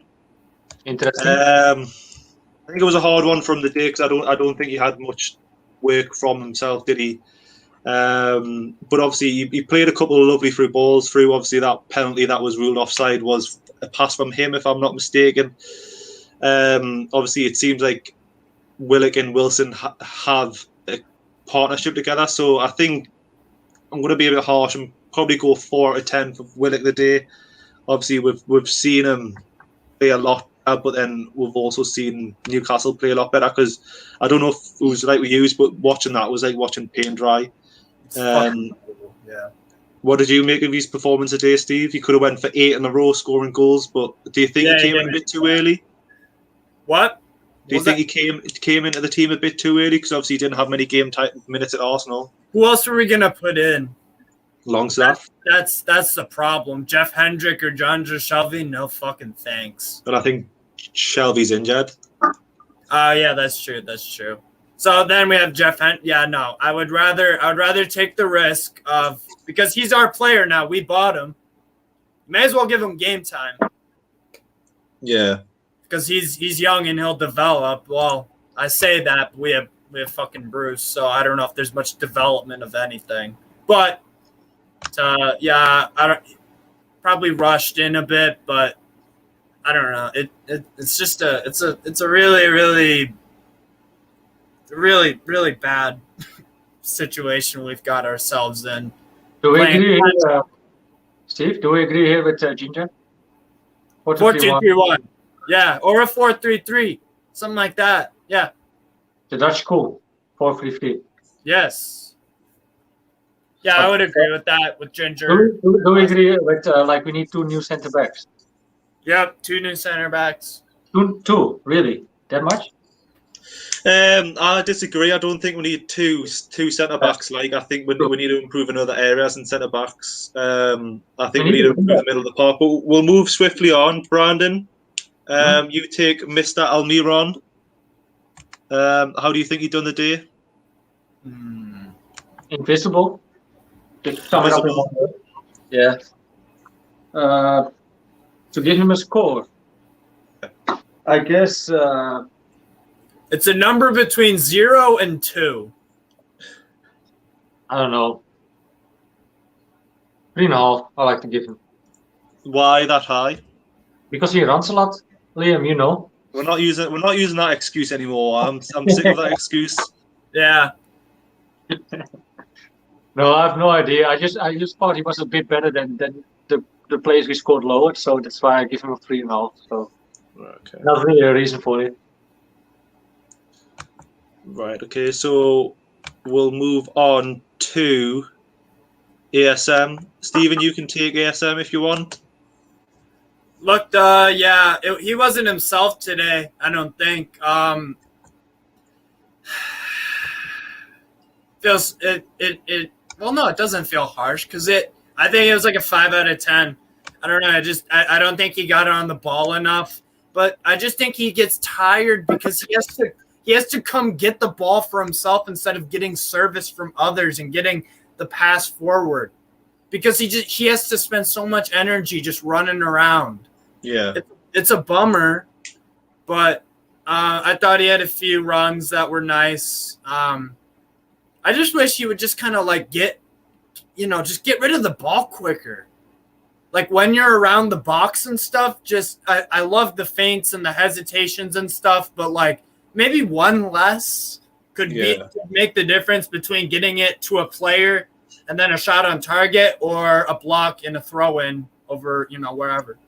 But yeah, like a 5 out of 10, I'd say. It wasn't his best game, but again, I'll cut him some slack because he has been phenomenal. One of the only players over the past few years that you can say that about anyone at Newcastle. But somehow with the defense being so terrible lately, I just think we have to make a case for giving Manquillo and Lewis actually a chance. I hate to say it. Yeah. I'm not a big fan of Lewis, but I know Liam isn't as well. But it can't be much worse than it is now, I guess. Yeah. So Jamal Lewis at least has some pace about him. Yeah. Compared to Richie. So we'll move on to Callum Wilson. Just because obviously I think we've started to get a few people waiting for the fan reaction, so we'll move swiftly on. Brandon, Callum Wilson, should he have scored that goal? Should he have scored at the very start? It would have changed the whole dynamics of the game. Definitely. So because he was busy though, for how busy he could be for the Newcastle squad. I like to give him a 6 to be polite. 6. Why 6? He should have scored a goal. So, but he's been busy. So his graph was good. So I would say a 6. 6. See, I think you're being very generous there. Like, yeah. But I think he's the best player of today's squad. So that's like why I give him a 6. Can make a case for 5.5, but I don't know, like 5.5, 6 doesn't really matter. Yeah. So the next player we're going to have is Steve Joe Linton. Came on for probably about the last 20 minutes, from what I remember. He had some good movement at some points. Obviously, when he's not playing as a central striker, he can't get in. It looks like he can get in channels, and he's now maybe starting to find his feet a little bit in the Premier League. What did you make of his? Yeah. What did you make of his performance today? It's hard to evaluate because it was only 20 minutes, but not too bad. Not too bad, honestly. Probably. Well, that's for Joe Linton standards. So I guess anything above like a 1 is pretty damn good. But I would say probably like a. Not the same as Wilson. Probably 5.5. 5.5. Like if we don't want to offend Joe Linton, we can just also put him as like a non-applicable if you want. No, 5.5. We'll go 5.5. We'll have to do that. What does Joe Linton have to do to get higher ratings? Do you reckon he has to score more? Or be an influence in the play, influential in the you know. I would say just if he can just bring, and it's not much to ask, I guess, from a Premier League player, put in 2 good crosses to Wilson or Gill, depends on playing. If Wilson don't get injured, if you get 2 good crosses in, which turn out to be a good goal scoring chance, then I think he did his job, and that's not much to ask for, is it? Yeah. So we've got one final player to rate, and obviously it's Mr. Ryan Fraser, who only really came on for 6 minutes. Essentially, it was just a colossal waste of time. I think you guys all agree on that one. So now we'll move on to the big one, the cabbage head himself, Mr. Steve Bruce. Go on, Steve, you start. 0. Zero? Yeah, Why 0. was it 0? Yeah. Played for a draw, back 5, 90th minute sub. He did nothing. What did he do right today? Okay, I will break into this. Yeah? So, okay. Steve scores him a 0. Okay, fair enough. But I like to make a small case for him. Like, if you would be available to bring the squad together for the starting 11, right? This is probably the squad that you put together on. Like, this is the squad you put out, right? So the squad setup was good, right? So that earns him some points. I like to think that he made some sort of attacking changes with Joe Linton on for, was it Fernandes? Fernandes, yeah. Fernandes, right? Yeah. So he was thinking attacking wise, so I like to give him a 4 to be generous. What, Steve Bruce a 4 on today's performance? No. 3. Remember, okay, let me rephrase that. 3.5. Sorry, go ahead. And then I'm content. I'm happy about it. So Brandon's going with a 3. What is it, 3.5? Yeah, So what do the people in the comments think? Because I think you're gonna get slaughtered here, mate. Like a 3.5. Okay. I think I've got to go. Liam, I like to make a case. Nobody can discuss the fact that the team that brought out today was probably the strongest side we can put out today, right? But yeah, you could maybe argue the point Fraser in for Miggy, but obviously that's then it's just knick-knacking, you know, like that. Yeah, but what about the opposition we were facing though? We were talking about this. That wasn't Villa's strongest team, and we got beat 2-0 and a comfortable 2-0. And we were kind of talking shit about Tyrone Mings before the game started, especially like Liam was like, he's not, and we didn't test him. Yeah. But is it up to the coach or is it up to the players? Well, it's up to the coach to set the players out how he wants them to play, essentially. Obviously, you can argue the point when Steve Bruce picks that team, it's down to the players. So, Stephen, you said 0, didn't you? You don't want to give some points to Steve Bruce that he picked the right 11, sort of. I'll give him 1. I think I was going to go. Really? Going to go with a 2. So I think overall, I think that averages out. He probably averages out about with 2 across the 3 of it, doesn't he? 2.5. Probably seems. So I'm going with a 2 because that's what the calculator roughly said. So it wasn't good. Say that again. Sorry, Steve. It wasn't. Bruce. Whether Brandon thinks it's a 3 or a 2 or a 0, we're all in these fucking tiny numbers out of 10. Yeah.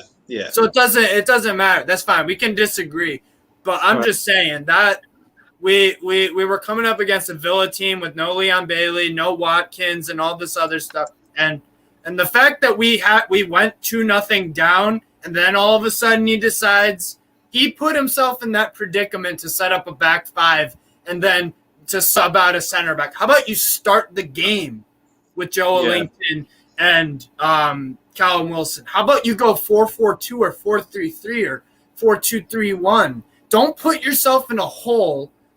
I don't give him any credit for that. I really don't, because you put us in a fucking position where we're 2 down. That's just me.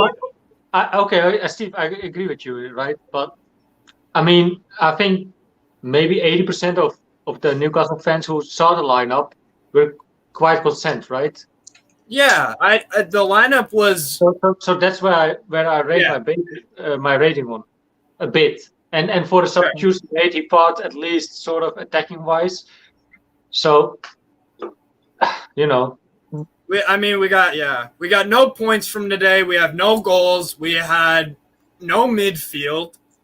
Callum Wilson was pretty much the only one inside of the Villa box, and I don't know. That's just me.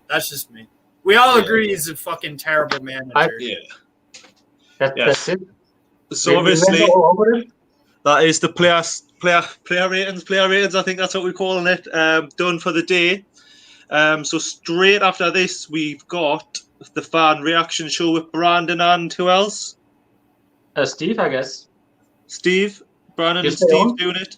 And obviously, I'm going to disappear. So if you haven't already liked the video, make sure you like it and subscribe. But I'm going to jump off because I've got 2 hours to find. I've got 2 hours to go and do something I actually want to do instead of just wasting 2 hours of my life. So thank you so much for watching paint dry with us for the last 2.5 hours of my life. So thank you, lads. Obviously, enjoy the fan reaction show, and I'll jump off now, and you can take Liam, lead. Take care, Liam. Nice see you later, lads. See you, mate. Shut up. Ugh. Yeah. Post. Oh. Let me change this real quick. There we are. No, we're not. Here. There we go. Everyone who wants to come on the fan reaction show, the link is pinned in the comments. If you want to have your say on today's game, go ahead, jump on. We got already a few people. Actually, we're quite full. Actually, we have Dalian, Andrew, Proudplug, Andrew. We have loads of people. Steve, can you just go on for a second? I just need to go to the loo, and then we jump on. Hi. I'll be back in. Just do what you want. Sing a song or whatever. Yes. What's going on, people? Actually, hold on. I gotta do something real quick. Yes. This. All right.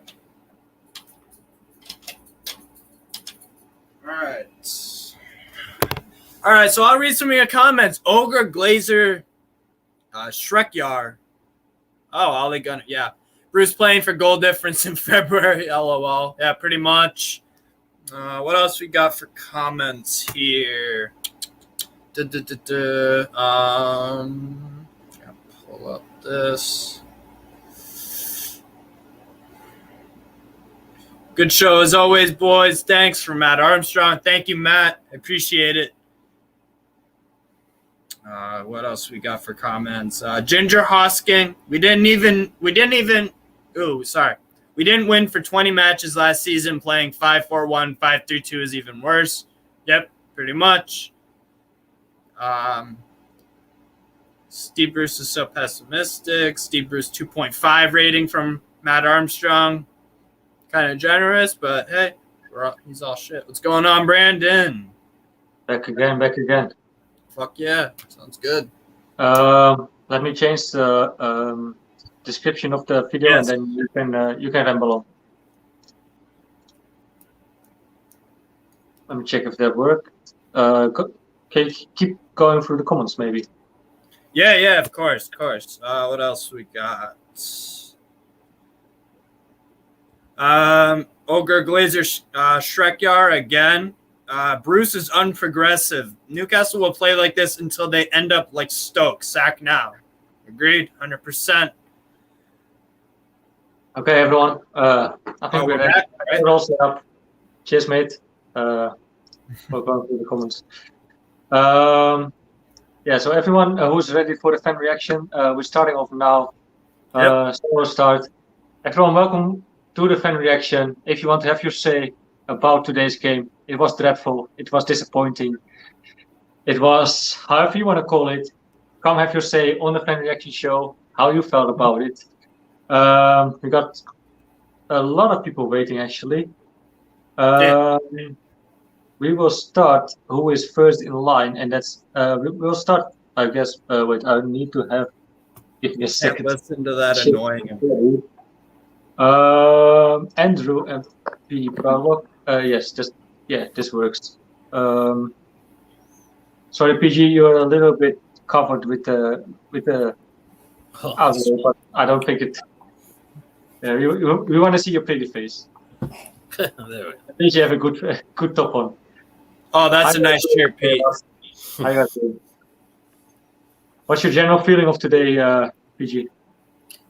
It's bollocks. It was just bollocks again, man. I mean, if you defend like that, you know what's going to happen. I mean, the first goal, it's laughable. It's absolutely laughable. One long throw into the box. Defence goes to sleep. What's Fabian Schär doing? I don't really know. It's a cracking goal, but it's a goal that's preventable. Mind you, he should have scored early on, Wilson. That's probably one miss of the season. Peter, did you find a Rasta sitter today from Callum Wilson? That probably the only chance we had today. Yeah. Are you disappointed in him? Should have scored, but he was probably only our best player out there the day. Despite the miss, the rest were awful. I thought Miggy was anonymous. I thought ASM didn't have his best game.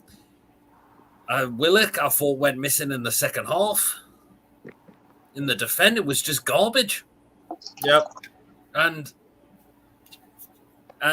their penalty, it's 100% a penalty. It's a penalty all day long. Lascelles' arm is out. I guess I have to agree with you. Andrew, same question for you. I don't think Villa even played that well. They didn't even need to really break sweat to beat us, and that's the embarrassing thing. That we didn't really do it. I think I don't think Steve Bruce, things he said last year about playing 5 at the back, I don't think he actually believes in it. But the players were like, no, we want to play 5 at the back, so he went to playing 5 at the back. He doesn't really. I don't think they coordinate very well. Even Lascelles coming back in today doesn't look fit. Willock didn't look fit. I just wish he'd talk more about those. I know what will happen now. He'll go, oh, it's a soft penalty. He'll deflect. Just a question, yeah. Do you have your hand on the mic by any chance? Because No. At least I have to. Is that better? I hope so. Yeah. Sorry, mate. Go on. No. So I think Steve Bruce will deflect, but I just don't really know what our style of play is. That's the worst thing. We don't actually have a style of play. The style of play is hit to Wilson and give the ball to ASM, and that's it. We don't really have an idea of how we're going to create chances or anything like that. Almiron is just going missing at the moment. I just think a lot of them, and this is just my personal opinion, a lot of them are just they've all regressed since Rafa left. A lot of them. Fabian Schär was so much better. Almiron was so much better. The defending, we're not organised either. Peter, I've got a question for you. With Freddie Movement in goal, though, and Dubravka out for probably a long time, as I can imagine, though. Would you rather start Darlow instead of Woodman, or being thinking that? At least I think my opinion is that Darlow is more focal. Well, true, but you kind of put the blame on Freddie Woodman. No, I don't. It's just a different discussion, for the rest of the season. And I don't want to blame Woodman at all. Just to make that clear. Yeah. The thing is, I don't think it would make much of a difference if we change goalkeeper, because our defence at the minute is so brain dead. It's going to be the same old. It'll be the same old. It really, really is. Yeah. So, what needs to change? It's not going to make a difference. What needs to change? We need new defenders here for stars. We've had the same defenders for a very long time. Like Lascelles, Fernandez, Fabian Schär, they've been at this club for a few years. We've got Emil Kraft now into his 3rd season. Sorry, but he is absolutely abysmal. Well, we could do with some fresh ideas in the back as we consist with the same defense now, it's only going to get worse. It's only going to get worse now. Yeah, I agree. We need new bodies in. People getting older, like for the likes of Fernandes, for the likes of Matt Ritchie.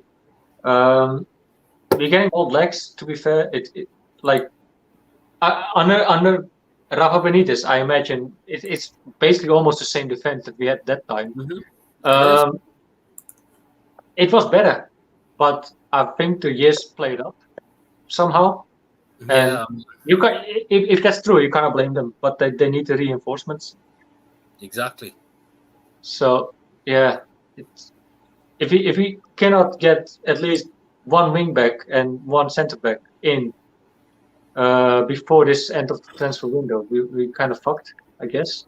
Until January, bare minimum, yeah. Does any of you guys? You guys probably know when does the transfer window close? Actually, End of August. End of August. September 1st, yeah. September 1st. So we have a small. Well, Ashley or Charlie or whoever do the case needs to work, because if they're realistic and if they're even bothered, that's probably the main question. They need to go back to work, you know. Yep. I mean, we seem to only be being linked with loan players at the moment as well, which is just not really. I don't mind loan players if they're an asset. Yeah. But I mean, what's wrong with loan player? Joe Willock was a loan player. Yeah. No. It's fine, but we've had so long to plan these windows. Like everyone said last year, we need a right back. Like, this is important. I'm pretty sure Steve Bruce probably even said we need a right back. And the club just takes ages, healing the problem. Like what you said is so true. Lascelles, Ritchie and Shelvey are pretty much our leadership group. They're all living off performances from 3 years ago. Like, the team needs, the squad as a whole needs freshening up. You look at the table, Newcastle, Norwich, Burnley are at the bottom. Like, that's what it's going to be like for most of the season at the moment. And this reaction actually by Paul Niels hits the nail on the head. I seriously consider looking at some academy centre backs if you can't sign anyone. But Bruce won't do that. We loaned out Steve Watch. We sold Lejeune to Alaves. Yeah. And that's the problem of all Newcastle. We don't give the youth academy any chance as we should, because it's good players. We don't need to pay much more for them. You have them in your squad, so I don't know. It's depressing, isn't it? Dreadful. 2 games in, and we were already accepting it's going to be a shocking season.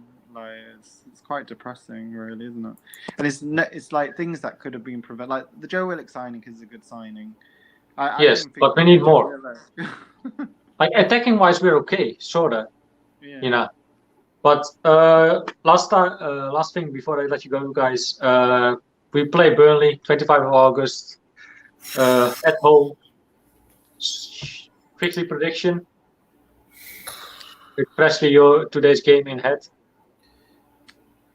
Well, because I think Burnley on the ropes as well. If we go out attack, you've got a chance.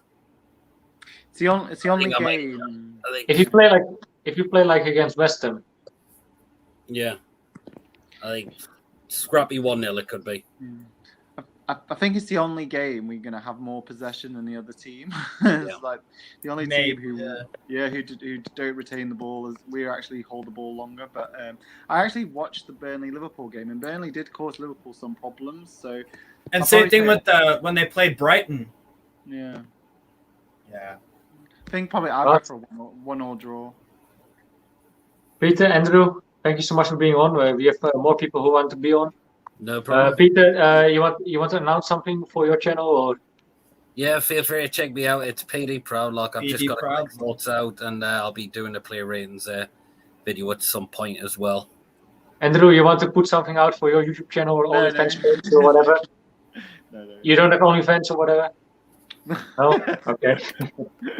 Okay, cheers, lads. Thanks for coming on. Thanks for coming on. See ya, Peter. Ciao, mate. Yeah. sums it up, Steve, isn't it?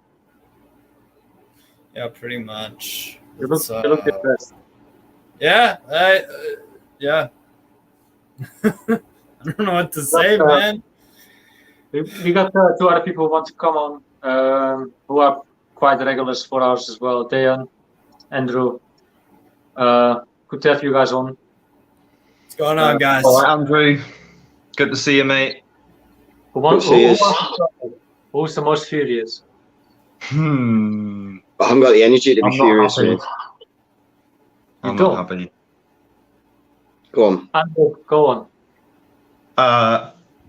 Do you want me to go first, Andrew, or do you want to go first? Right. Okay.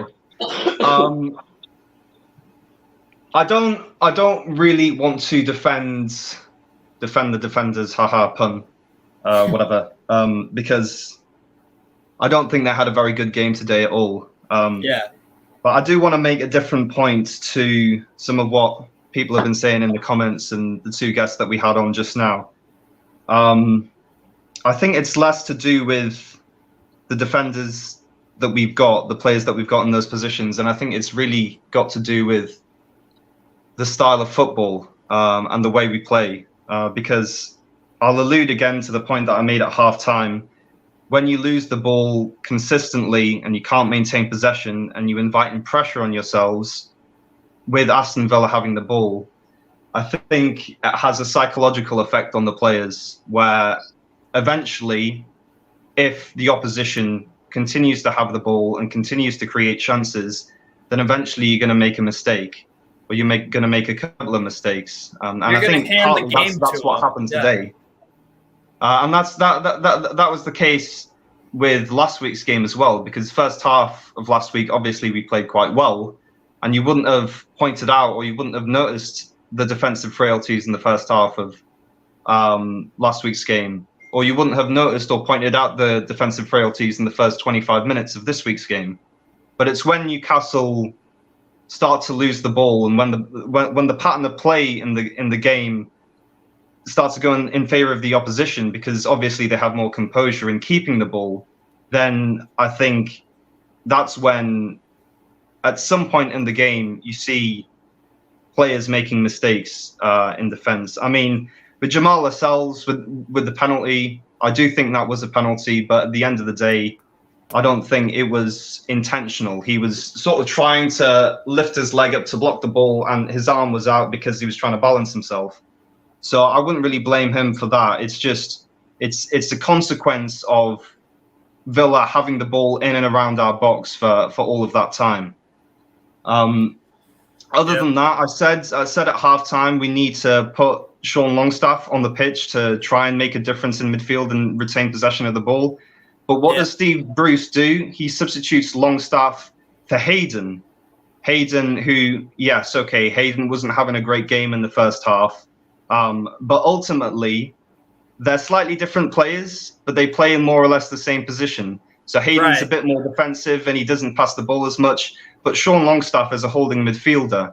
And you've got Almiron, who, in my opinion, was absolutely horrendous today. I thought he was just running into brick walls, getting beat in the physical game. And you've also got Jacob Murphy, who dived in the first half, where he should have got booked. I was so pissed about that dive. Yeah. That really. And then in the second half, when Sean Longstaff, I think we had the ball. We had the ball on the right in defence, and someone passed the ball to Sean Longstaff, and Sean Longstaff, he was trying to build the play up, so he passes the ball back to Murphy. Murphy, he's got about 2 seconds time on the ball, so he's got time to think about what to do, whether to take the player on or pass it back.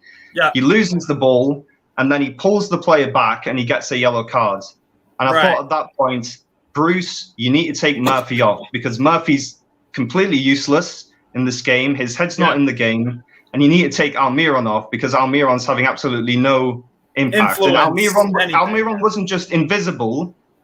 I think he was visibly making mistakes, for me at least. That's what I was seeing. Yep.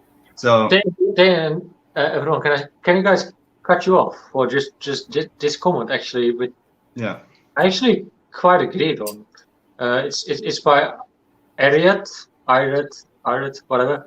Now we're going to talk about how bad Hayden was. Was he that bad? Whole team was bad. That's one thing.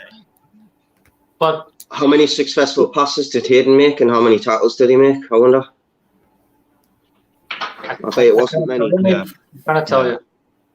I didn't notice Hayden too much, to be honest. He didn't have a good half, but I didn't notice him that much. To be expected. He's not played a lot of football either, though, has he? I mean, for me, I think you hit the nail on the head. Miggy wasn't just invisible. He was part of the problem we were getting forward. Every time the ball went up to him, Villa aggressively pressed him, and he got bullied off the ball. And then every time the ball went up to him, no one was willing to go beyond him to try and take a ball because we were going to lose the ball every single time. Yeah. It's like we have. Andrew, just a small thing. If you want to your face a little bit more in the screen, you just might want to drop it a little bit down. A bit better. Sorry, it's just where I've got my phone, mate. There we see your pretty face. There you go. You didn't want to look at my dish anyways, mate, huh? No, but I'll be honest, I'm glad the game finished when it did, because I think if the game had gone on a few more minutes, I think we might have been seeing a Wilson red card. He was clearly frustrated at the end of the game. Yeah. Not just with the decisions, but I think with ESM, every time he got the ball, I think Steve mentioned it earlier, he's not releasing the ball. He's not making runs off the ball. He's just coming deep to wait for the ball, and then all Villa do is put 3 players around him. He's got to wait for someone else to receive the ball and then make a run. You can't take everyone on every game. So if you put it that way, it's actually easy sailing for Aston Villa today. Sorry? If you put it that way, it's actually smooth sailing today for Aston Villa. It was easy game for them. Yeah. It's so comfortable for Villa. Yeah. The thing that makes me so angry, I think, or that frustrates me so much, is that I saw in the first half, for the first 25 minutes, that Newcastle were competing with Villa in terms of the chances that we were creating. I mean, Wilson had that chance early on where he should have scored 1-on-1. He didn't score. Sometimes that happens, but for me, it's the tactical ineptitude that's the reason for Newcastle just falling out of the game and making the mistakes that we did. Because I think we do. He's got to put that chance away at the start of the game. He's got to put that chance away. If he puts that chance away, we might have been talking about a total different game. Yeah, it's true. Very true. The thing is, when the luck doesn't go your way, like it didn't today, it didn't go our way with the penalty decision that I think still should have been a penalty, even though he was marginally offside. I think the rule needs to change. Yes. To be honest, I agree. And with that, and with Wilson's chance, I was 30 seconds behind, and I saw from the guys were saying penalty, right? So I saw it after them, and when I saw the situation, I saw that's offside. There's no way of penalty. So let alone the challenge alone, that was offside. So no, I never had to believe that would have been. I hoped so, but didn't we see a situation last week where in last season's rule it would have been offside when I think it was Man United game, where they've given the advantage to if you look at the replay, it's only Wilson's front of his foot that's offside. Granted, what Brandon's saying is, yes, technically it is offside, but I thought we were meant to be given the advantage to the attacker. I mean, there's no way they can guarantee that it's got to be about 1.5 centimetres offside. It's ridiculous, really. But he endangered Wilson. He's the whole top of his body went across his shoulders. What if Wilson had been injured for the rest of the season after that challenge? Aye. Someone made a comment that it was very much like the Pickford challenge on Van Dijk from last season, and I personally, there was Steve. Steve was saying the line is getting bigger and bigger, and also with like the yellow card. I think the yellow card still stands, I guess. Yes, it did. And that's what Steve was mentioning, right, Steve? Oh yeah, I was also mentioning the Pickford and Van Dijk incident. How Pickford didn't get carded, even though there was an offside on the play when Van Dijk tore his ACL or something like that, had a real bad injury. So I was surprised that Martinez had that he got carded even though it was an offside play. I was surprised about that. I think it's still endangering your opponent, though, isn't it? So Yeah. I personally think there needs to be a caveat with the offside rule in relation to penalties, because I think unless it's a clear and obvious offside where the linesman puts their flag up and signals for offside, then the rest of the players around, so the defenders and the goalkeeper, are still playing or acting as if the game's in open play, right? Yeah. So even if it does get called back and it gets shown that it is offside by a marginal amount, the goalkeeper is still he's still committed to transgression. He's still endangered the player, and the keeper's still thinking that the ball's in play. So in my opinion, they need to change the rules and make that still a penalty, even if it is marginally offside, because in a way the keeper's got away with one in that circumstance. Yeah. But I think the biggest thing I've seen today was. So my only more question is to you guys lot.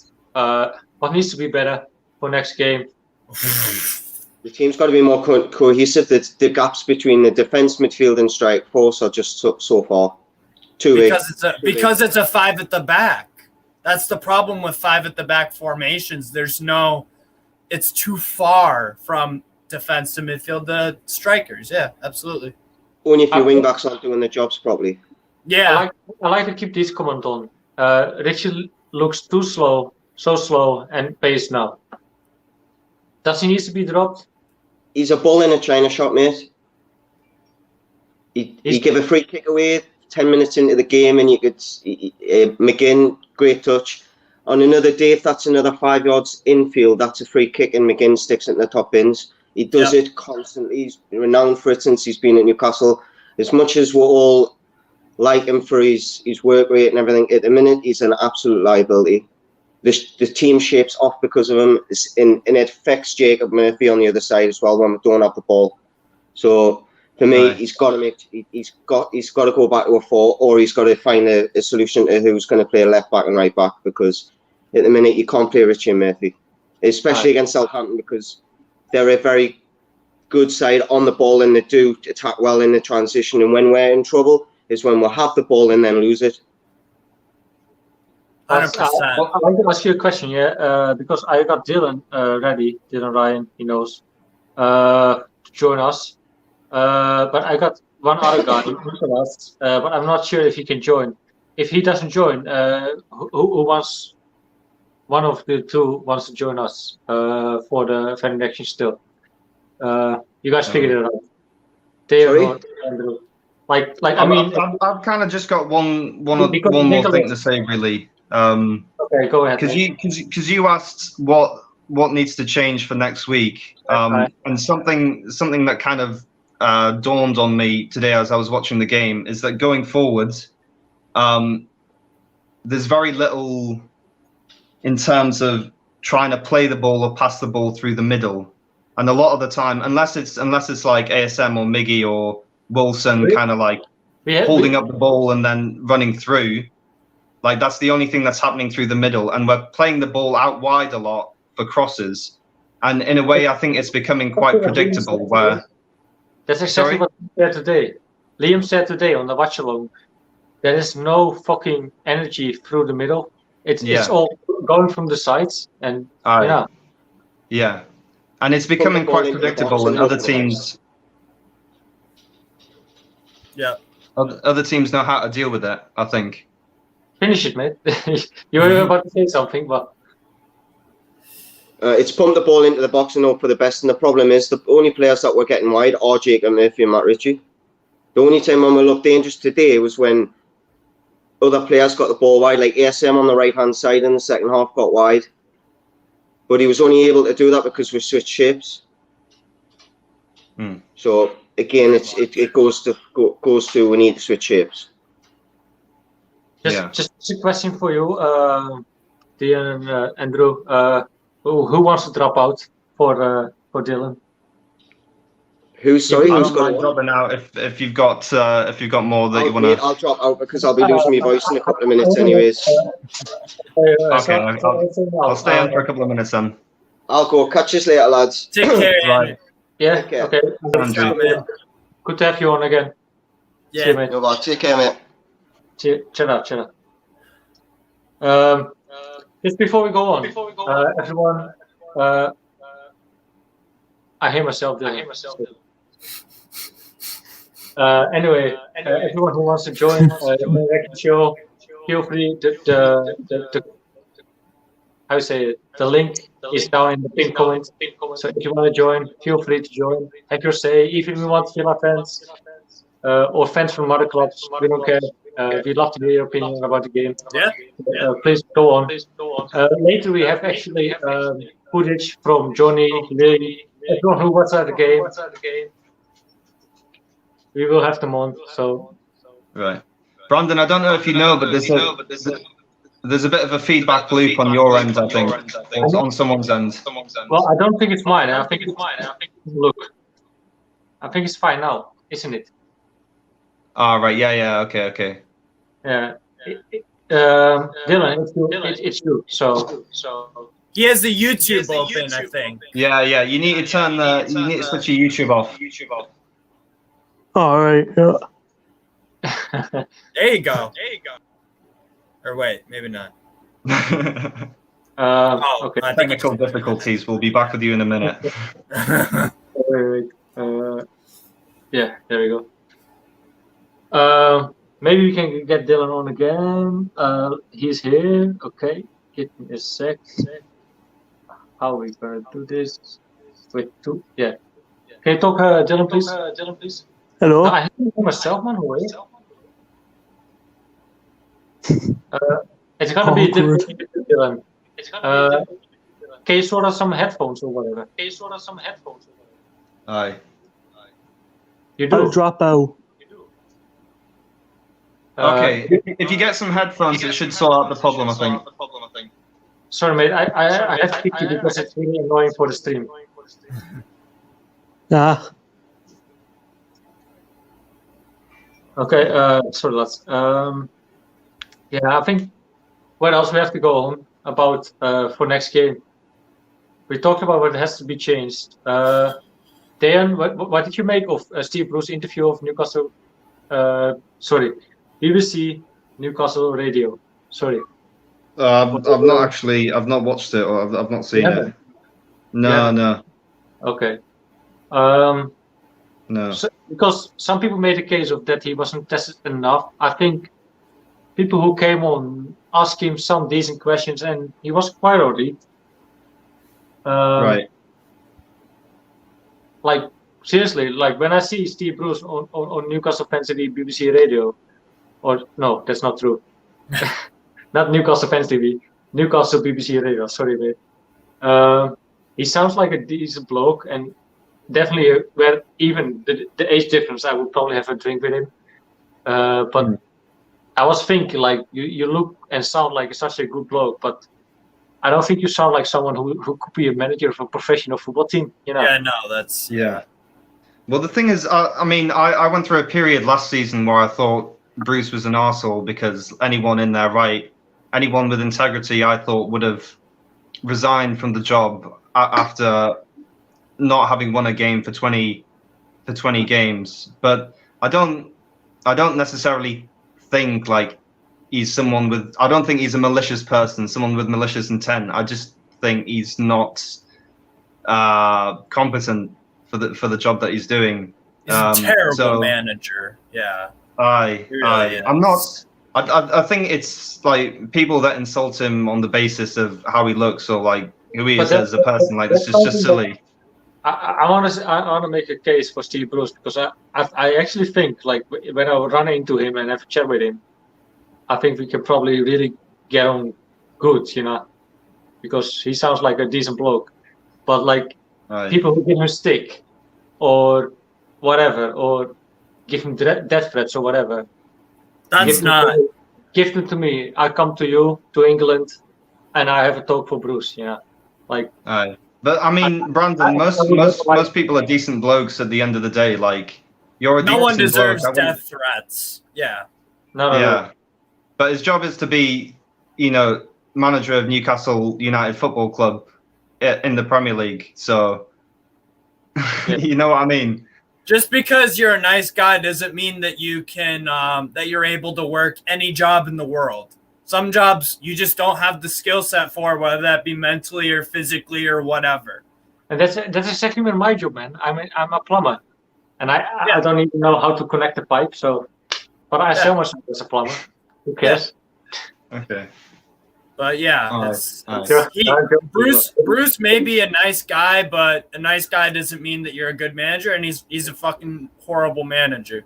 That's all I'm concerned about. I just wish in his press conferences when you hear him after the match, I wish, you know, every now and again he would talk with more conviction. I wish I'd see him impassioned every now and then, like he was angry either with himself or with the players, because he's always making excuses. A little bit more humble, maybe. Yeah. Humble. Right. Well, I think like too much of the time he's talking about luck, or he's talking about if the game had gone this way, or if this had happened differently. He needs to take some accountability. He talks like a fan, and he says he is a fan. So, like, I mean, if you really think about it, the way he talks on TV, he talks like a fan. Yeah. Like, if you're a fan of Newcastle, you probably say the same thing, don't you? Yeah. If you're really honest about it, besides hating Bruce or whatever, if you're honest about it, that's how you would talk about, like, for example, if you made it from Bournemouth or whatever, I don't know, and you ask, like, how was the game? You'll probably say the same sort of thing. Like, you would make up excuses why you lost because you think your team is the best, you know? Aye. And you're hoping for a bit more insight from a manager than you are from a fan, aren't you? And he's a manager, yeah. Exactly. So, should we get some more fans on, Brandon? Sorry? Should we get some more people on? Do you think? Who else is? Well, nobody is there. So no. Okay. I think we should quit it. Actually, nobody wants to get on. So, Lee told me as well, if there's not much people on, everyone, there will be soon a video of all the lads who went to the game. It will be out in, if I'm generous, in 45 minutes, 1 hour from now. So that's going to be probably the first reaction and probably the group up, and they're going to talk about the game live from the ground, outside the ground. I don't know. Maybe they have a match vlog or whatever. I don't know what they did, but I think it will be good as well. Everyone, thank you so much for watching. Steve, thank you so much for sticking along all the time. It's of course. 4 hours. I don't know, Dan. Thank you for being in the comments. Thank you. Yes, appreciate it, man. Are you a member of the channel now, Steve? Like, I've been a member for a while. Yeah. Okay. Or are you talking about Good thing actually. You're part of the channel pretty much at this point. He is part of the channel. So are you, don't you? I guess, yeah. I'm a but fairly you're regular. a member already, or you don't? I just became a member today, actually. Nice. Okay. Really? I thought I'd do it because you have me on every week, so I just give something back. Okay. It's nice. Thank you, man. Last thing I want you to do for the people who are not member yet, please convince them why they should be member and why they should subscribe at least to Newcastle Fans TV. Yes. Okay, people. So here's the thing. You want Newcastle content? We got that. You want a Discord chat to chat with a bunch of other Newcastle fans? We also offer that. And you know what? The more that you talk and, the more that you get to know everyone there, it's an awesome community. We talk about anything Newcastle, football. We all had a lot of fun talking shit to each other from the Euros and stuff like that. And, it's a really good community. We talk about anything really. We sometimes get into sometimes get political even. That hasn't happened in a while, but also when it comes to mental health, if someone goes through something. We've had a few times where people. Yeah. For example, I like to bring on for example, Josh today. Josh had some problems with his father. I like to wish you the best, mate. I hope your father will do well. Absolutely. Will be good, mate. that's all of the Newcastle Fans TV channel, man. We are all together, and it just comes with a small payment of like $2, $1.99, I think, is the lowest standard you can step into. Yeah. And I think the highest is now $5.99 or $4.99. Correct me if I'm wrong, but Yeah. it's not much. You support the channel. We put the money back into the channel. It's not for us. We try to do better content, better camera work, better mic work. Yeah. So yeah, that's it, mate. Right. Steve, I'd just like to say thank you as well. I guess like to the guys on the channel, because like I went through a period, like you were talking about mental health. I went through a period earlier this year where I was having sort of some mental health problems. Of course. Yeah. I guess like having the football every week as a Newcastle fan, like that kind of had something to ground me in the week, and then having the opportunity like just to talk with people about the game afterwards. I think like you offer a really good service huge, to people. Man. Thank you, fans. Yeah. hey, appreciate it.